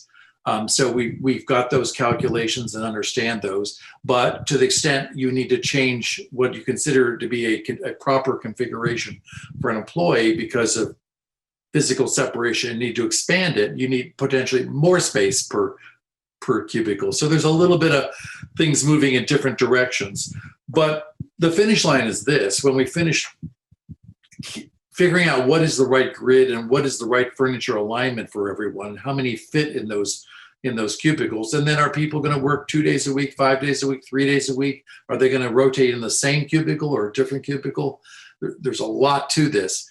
Then we can adjust the leasing opportunity in the current headquarters. And I'm not privy to all the decision the state is making on its own buildings, but it's clear in Sacramento that there is a slowdown in some of the decision making around new Class A construction. And I'm sorry for those projects, but that actually will speak well to our situation because there will be a need for office space for sure. There always was a shortage of Class A office space in Sacramento. So to the extent this new capacity is taken offline, whether it's state office buildings or private sector ones, I'm hoping that means that makes our space, it's only 4 or 5 floors, but it makes it more valuable in the leasing market. Our leasing agent is JLL. We talk to them every month, just kind of watching that leasing market. And that's the feedback they're giving me. They've not raised any worry about it. So we'll just moderate that leasing level in our current building, either putting more people over into the HQE because we've got more room for them, or it could go the other way as well. But we've got a nice play here with that space that we can make it work either way. Cassandra, do you want to mention just the risk around the budget on the pension solution? We do. Gail, thanks for raising that question. I think it touches so many different issues that we have some oversight role in, not the least of which is the the building, the campus expansion, which we approved as a board. And given the uncertainty, I think this could be a topic, as well as the future of telework and how that affects CalSTRS longer term, as well as budget, personnel, culture. This very well could be one of the topics that we address in the off-cycle conversation, which is more of a two-way exchange and dialogue and thinking around it. So I'm glad you raised the question. I know Jack and the team is thinking about it. I'm sure others on it. Very well could be something we revisit in a more concentrated, lengthy conversation. Jack, I'll throw back to you and Cassandra. Yeah, just because I don't know if you want to, but do any of these pressures impact pension solution? The 5% cut, the staffing changes, all those things? Yes, they do. They do. You know, but right now what we're seeing is that the pressure that we're feeling or we're recognizing on the project right now are natural project related strain just because of the volume of work and the complexity of the work that we're doing. So the COVID and the remote work environment we haven't really felt an impact on the project yet. We think that we're still monitoring it very closely. Now the pay cut in exchange for the 2 additional days off per month, that just got implemented in July, and we do think that this will probably have a resource impact on our project. So we're really going to be monitoring that closely. It's something I was going to be talking about a little bit more in the business plan presentation, but it is something that we do anticipate will impact the project. And the 2 days per month, it's encouraged that staff try to take it off in those days, and management has limitations on their ability to deny it. So with the pay cut and days off, it does impact morale. So it's something that is a very something we're closely monitoring and do have concerns about. So a lot of balls in the air. This is it's going to be a challenge to manage everything. It is. Well, Harry, you're on mute. I think I see you moving your. Here we go. Thanks, Jack. It's all right. There's a Zoom look. You can always tell when someone's on mute. We all got that down now. Oh shoot! But we're in a public meeting right now, so we're not in closed session. We're in open session, so we'll refrain. Thank you for your report, Jack, and again to the executive team and managing this very difficult time as well as anyone could have expected and anticipated. So why don't we move to the next item on the agenda, which is the annual business plan. This is you, Cassandra, and turn it over to you. Thanks.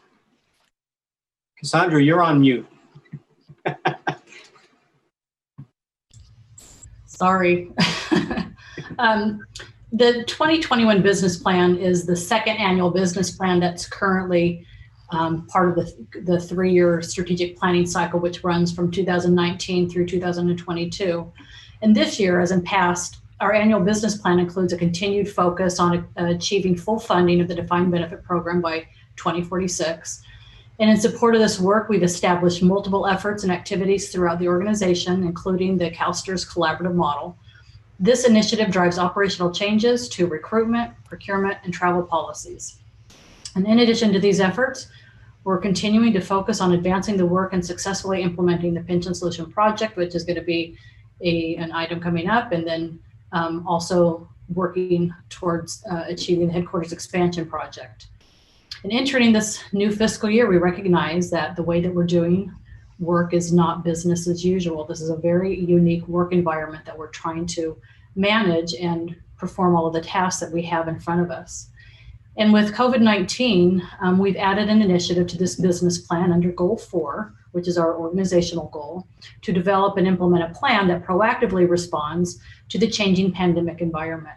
And I'm really proud of how quickly staff have able to mobilize and provide continued and mostly uninterrupted services to our members when the shelter in place took place earlier this year. Our responses were swift and really well orchestrated.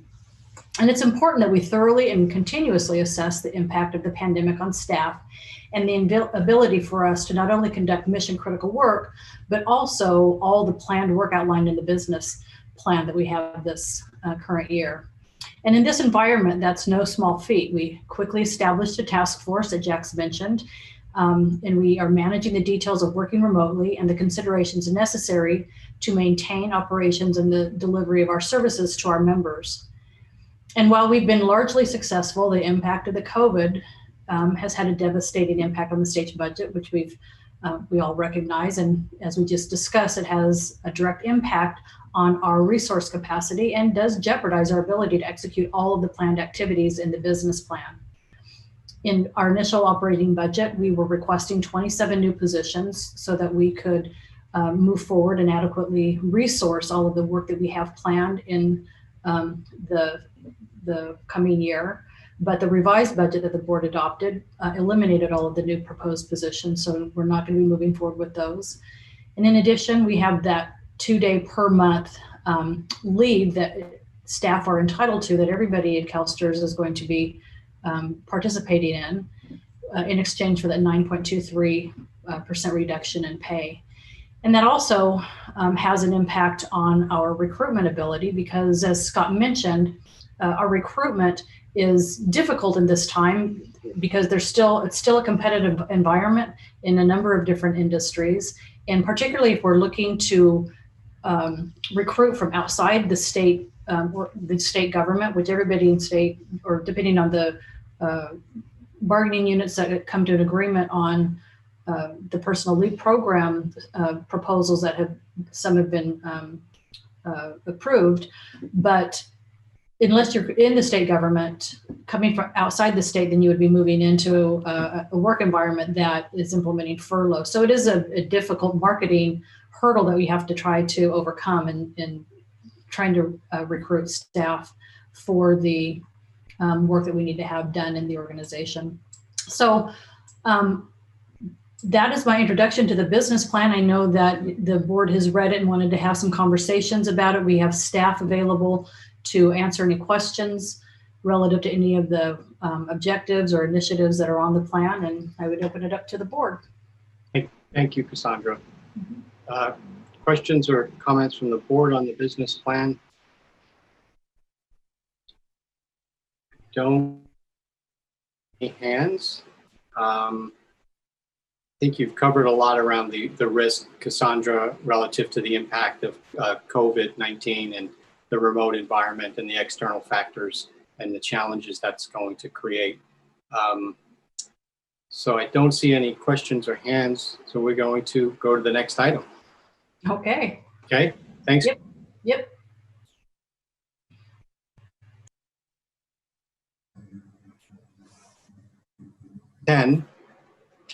Prashant, Pension Solution Project. Do we have other staff joining, Prashant?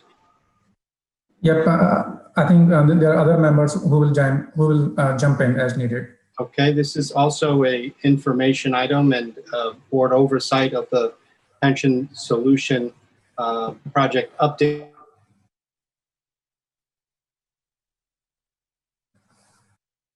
So I'll turn it over to you, Prashant.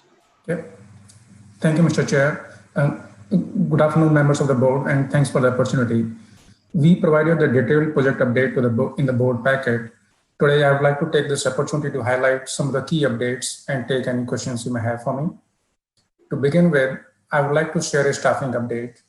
Gina Cameron has joined us as a transformation readiness lead. It was a position vacant after Jeff Jimmer moved to member account services division. Gina was part of Pension Solution project team in the past, so she understands the project and our organization culture very well.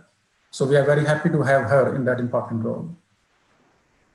In general, Pension Solution project team continues to make good progress on all the fronts despite COVID-19 situation in last 4 months. Projects like Pension Solution are large and complex by nature, and COVID-19 situation certainly has added more complexity to it. But kudos to each and every team member on both teams, Team CGI and CalSTRS, who have rose to occasion and continued making amazing progress in the last 4 months. And most of us never anticipated that how long this situation will last. We still don't know how long this will persist. So we have started adjusting our future task with the assumption that we will likely continue operating in this remote fashion for next 9 months to 1 year at the least. Training and user acceptance testing are the two biggest, most significant activities that are impacted due to COVID-19 on the remote working situations. Unfortunately, these activities were originally planned to be in-person experience. So teams are replanning these activities to fit in a remote environment with the aim to bring similar productivity that we anticipated in the original in-person plan. Good news is that a portion of staff training has already been successfully replanned and offered to about 150 staff across the organization in the last 10 weeks, very, very successfully. So kudos to the learning and development team and to the folks who have come together to make this a virtual environment a success as it would be in in-person setting. So far we have been able to keep up with the progress, but we still have one of the largest activity, user acceptance testing, yet to start in the remote world, and we expect it to start sometime in September or October timeframe. As risk mitigation to that, we have started pre-UAT last month to understand how the remote working will play out and also to get an early view of the new system. And I will cover two more fronts around the general update, which is around data conversion. Data conversion is going pretty well. We are converting about 2 billion records from the legacy system into the new Benefit Connect system. At this point, 99.94% of the data has been converted successfully. So pretty amazing progress, knowing we still have time ahead of us. So great progress on that front. Employee readiness team also has converted all of their in-person readiness visits to the virtual readiness visit because of COVID-19.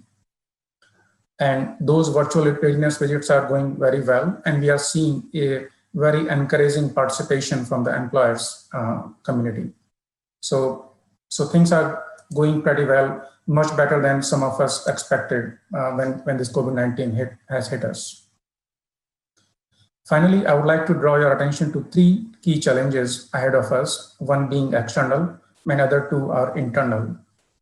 The COVID-19 continues to be one of the biggest external risks to the project at this point of time. As I mentioned before, so far we are able to keep up, but very lately, as we all know, cases are rising, so certainly not a good situation to be in.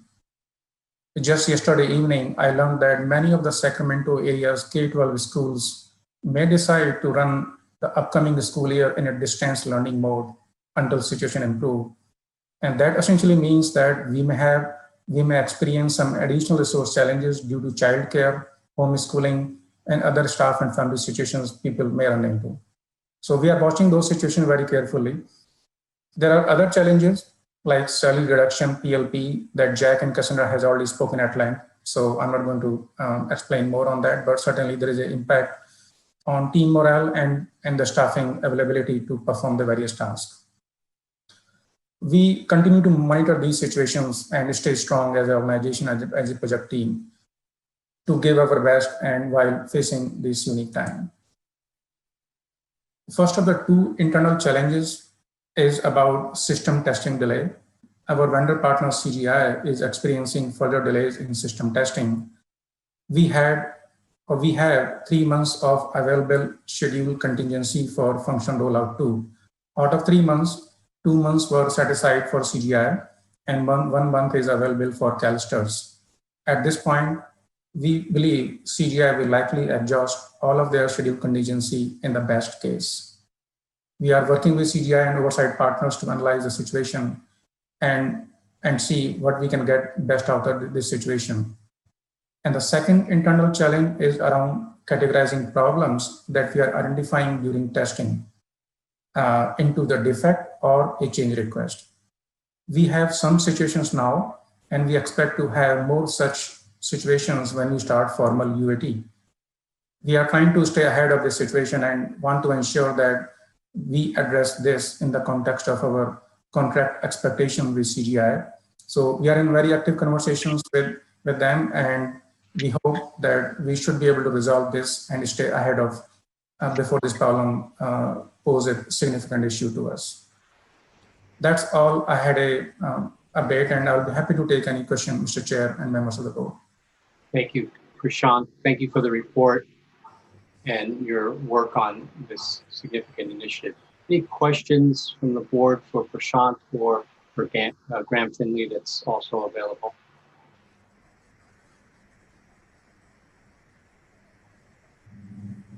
I see Joy. Joy. Here, okay, thanks, Harry. Prashant, thanks very much for the update. I wanted to, both your comments and the presentation kind of indicate some challenges with the project due to COVID-19, and I assume that that's just associated with kind of the rapid transition both our staff and the CGI staff had to make to sort of working off-site. But then the report also just talked about some of the challenges with the testing, and I guess I'm not sure how to put it, but sort of the maybe higher than expected error rates in the testing. Are the challenges that we're identifying in the testing? Are those ones that you anticipate we would have seen even if it were not related to COVID, or was the change in our environment due to COVID, did that somehow impact the testing results? I'm trying to understand how closely those two are linked. And that's a great question, Joy. I would say at this point of time, there is no hint to us. We have done enough analysis, and we believe that there is no correlation between COVID-19 situation and the situation we are running into system testing delay. It means that even if we were on site, likely we were going to experience the same situation. Okay, so kind of we're facing challenges due to the testing, and I guess COVID just adds another layer of complexity because some of the face-to-face interactions we might be having to resolve those issues are now having to happen remotely, so it makes it a little bit more challenging. Correct. Could you talk a little bit about what the path forward is to address those testing challenges? And then there's also a reference in the write-up to the fact that we just have 1 month of schedule contingency left in our arrangement. So do you anticipate that will be sufficient, or how would we know if we are, if we're going to start to experience more schedule delays because we're running low on the contingency timing? So, so as I was mentioned before, we have 3 months of scheduled contingency for function rollout 2, and out of 3 months, 2 months were allocated for CGI and 1 month was set aside for CalSTRS use. So given the latest delay, we believe that CGI will need at least 2 months now, more time than 2 months, but we don't know at this point of time. So I would say the best way or the best time for us to learn if CGI need more time will likely be in about 6 weeks to 8 weeks time frame from now. And there is a chance they may not need more time, but there is also a chance that they may need about 2 to 4 additional weeks. So if I have to estimate how much time they may need in the worst case scenario, I would say it's likely between 2 to 4 weeks on the top of the current delays that we are experiencing. So should not take a whole lot of time. It is likely maximum 1 more month. This is what I would estimate at this point of time. And then if CGI requires more time, Prashant, does that require then sort of going back to them and sort of renegotiating the schedule? And is there also a budget impact associated with that? Great question. Yes, I mean, it will certainly require renegotiation of schedule. But at this point of time, I'm not sure if it will have a budget impact, direct budget impact, because we still have more than 1 year to go before our go live date, and we can count on finding some more creative solutions between now and go live date without risking our plan that we are working with. So yes, there may be a potential impact, but it may be a little too early for me to say until we get into negotiations with them. Yes, it's going to cost some money. Maybe if it's a delay because of CGI, likely CGI will take that extra burden, but it also has impact on CalSTRS. So in the negotiations, we like about last month we did a negotiation on one of the schedule delay last time. Through the negotiation, we got 1 month for ourselves, and then we let CGI have 2 months. So likely, if there are more delays, we may run into another negotiations which may provide some protections to CalSTRS in case the same situation happens again. So yes, in short, there may be impact, but it's hard to say at this point of time without knowing how the negotiations may get into and how much more time CGI may need to finish it. Thanks, Prashant. So I guess I would just say, you know, like we have been during the duration of the public project, we'll want to watch this carefully. I think that you probably are continuing to have regular updates with the chair and vice chair on the project overall, you know, even off cycle from our full board meetings. But I think there was more yellow-red in the dashboard this month than we had seen in the last several months. So, you know, we'll just want to stay on top of that and get updates as appropriate. Got it. We have, Joy, I would anticipate the meeting schedule that have at least a 15-minute update for the upcoming year. And I had a nice prep call with Prashant and Ashish a week before this meeting. So we'll continue to have the appropriate oversight. Thanks. Bill? Thank you, Prashant. Thank you for that presentation. My question really follows up after Joy's question. And with respect to the delays and the allocation of fault for those delays, have you stayed in touch with the council to review the contract to make sure that we do those things that we're supposed to do to protect our interests in case in the event there is a dispute on whose fault it is? Can I jump in? Go ahead, Cassandra. Yeah, so you just jumped on. Go ahead, Cassandra. Yeah, we do. We have legal staff on the project, actually a dedicated attorney, and Rosalind's actually filled in for quite a while, and we love her. She's excellent. I don't know if we get to keep her.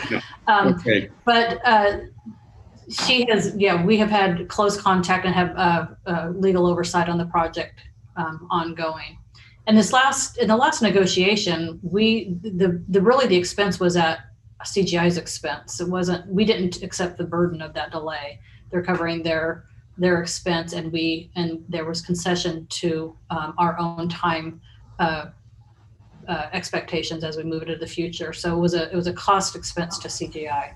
So it didn't impact our budget currently, but we just are trying to forecast what schedule delays it could impact as we move forward. Yeah, like in all contracts, if there's ever a dispute, making sure that we have a record of what's happening and an allocation of, whose burden it might have been and they didn't perform. I think, that's the only point I want to make sure that we're covering ourselves in terms of making a record with respect to some of these challenges.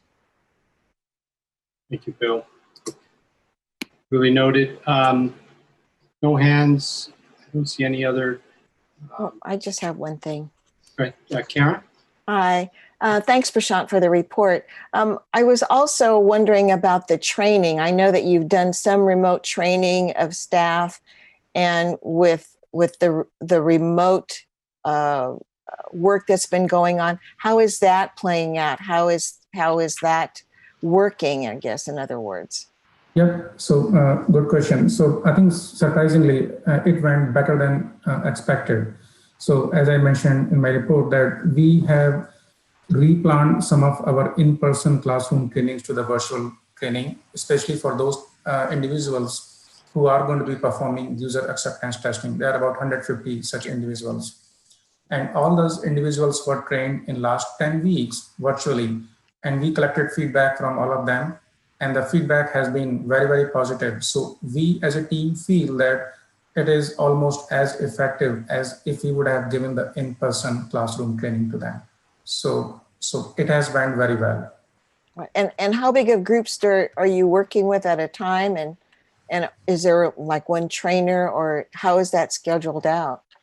So I probably don't have specific detail, but I know that the 150 people were trained over 10 weeks. So I think I'm sure there are multiple groups, likely about 10 groups over 10 weeks period, and with one trainer and a couple of other supporting staff who is available at the disposal of the folks taking training to answer any question they may have. And then there's constant support. Yes, there is a constant online support available for them. They can raise their hand, ask question, and people will clarify it. Also, in the training, our training team baked in some of the assessment. So it is just not your learning, also answering questions at the end of training to make sure you have really learned after spending 4 hours, 5 hours in the training. So it was just not a training in the sense we are telling staff what to do and how to do. We are making them take actions. We are making them practice, and then take a survey at the end of it to share with us if there is any area we can improve upon, how the training was, are they feeling comfortable using this training in the real life. So all that has gone into this training, preparation, planning, and all these activities. So far, I would say we feel it is as effective as it would have been if you were giving the in-person classroom training at this point in time. Good. Okay. Thank you. Thanks, Prashant. Thank you, everyone. Going to move on to the next items. Item 11 and are both consent information items. If no one has questions on those, we'll just move right to, and I don't see any. We'll move right to item 13, which is also consent, and it's a series of consent items, 13A through 13H. And I did receive a note that the committee staff could just jump on the line for a moment here and assist in terms of which of the committee reports need to be read into the record. None need to be read in. Terrific. So item 13, that was the answer I was hoping to hear. Thank you. 13A to 13H are consent. Does anyone want to pull any of those items? Okay, those are approved then, which brings us to item 14, or information. Jennifer, yes. I'm so sorry. Do we need to move the consent items? Jennifer? You can move them and vote on them. Thank you. I will move approval of the consent items 13A through 13H. Is there a second? Second. Second by Ms. Yamamoto. Jennifer, you want to take a roll call, please? Sure. Ms. Bradford? Yes. Ms. Hendricks? Yes. Ms. Higa? Yes. Mr. Prezant? Yes. Ms. Yamamoto? Aye. Ms. Miller? Aye. Mr. Seha? Yes. Controller Yi? Aye. Chairperson, would you care to vote? Take that as a yes, and the motion passes. Thank you, Jennifer. You have to learn sign language. Yes. No. Any information requests, Jennifer? I didn't record any. Okay, thank you. No business, new business, and review of information requests. Didn't have any. Items referred for committee board decision. We didn't have any.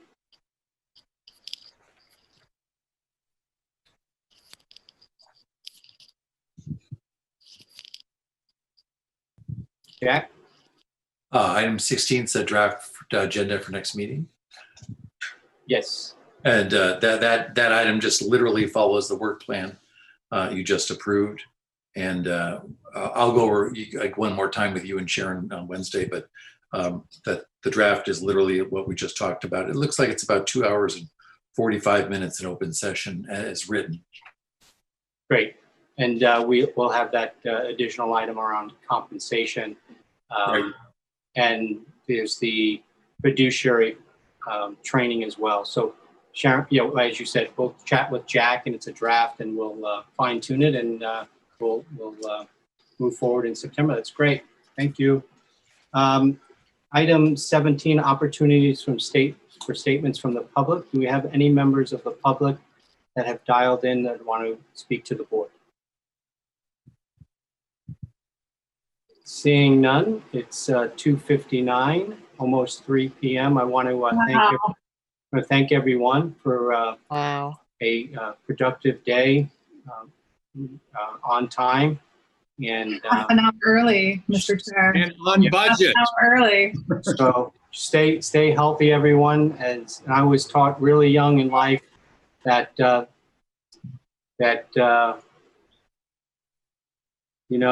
tough times take strong people. So they don't last, but strong people do. So stay strong. And the other thing I learned a little later in life is that more of Darn. We were on the edge of our chair. Say it again, Harry. Say it again.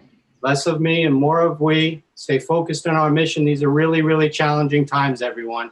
And I do know that collectively working together, working with our staff, and we stay focused on our mission.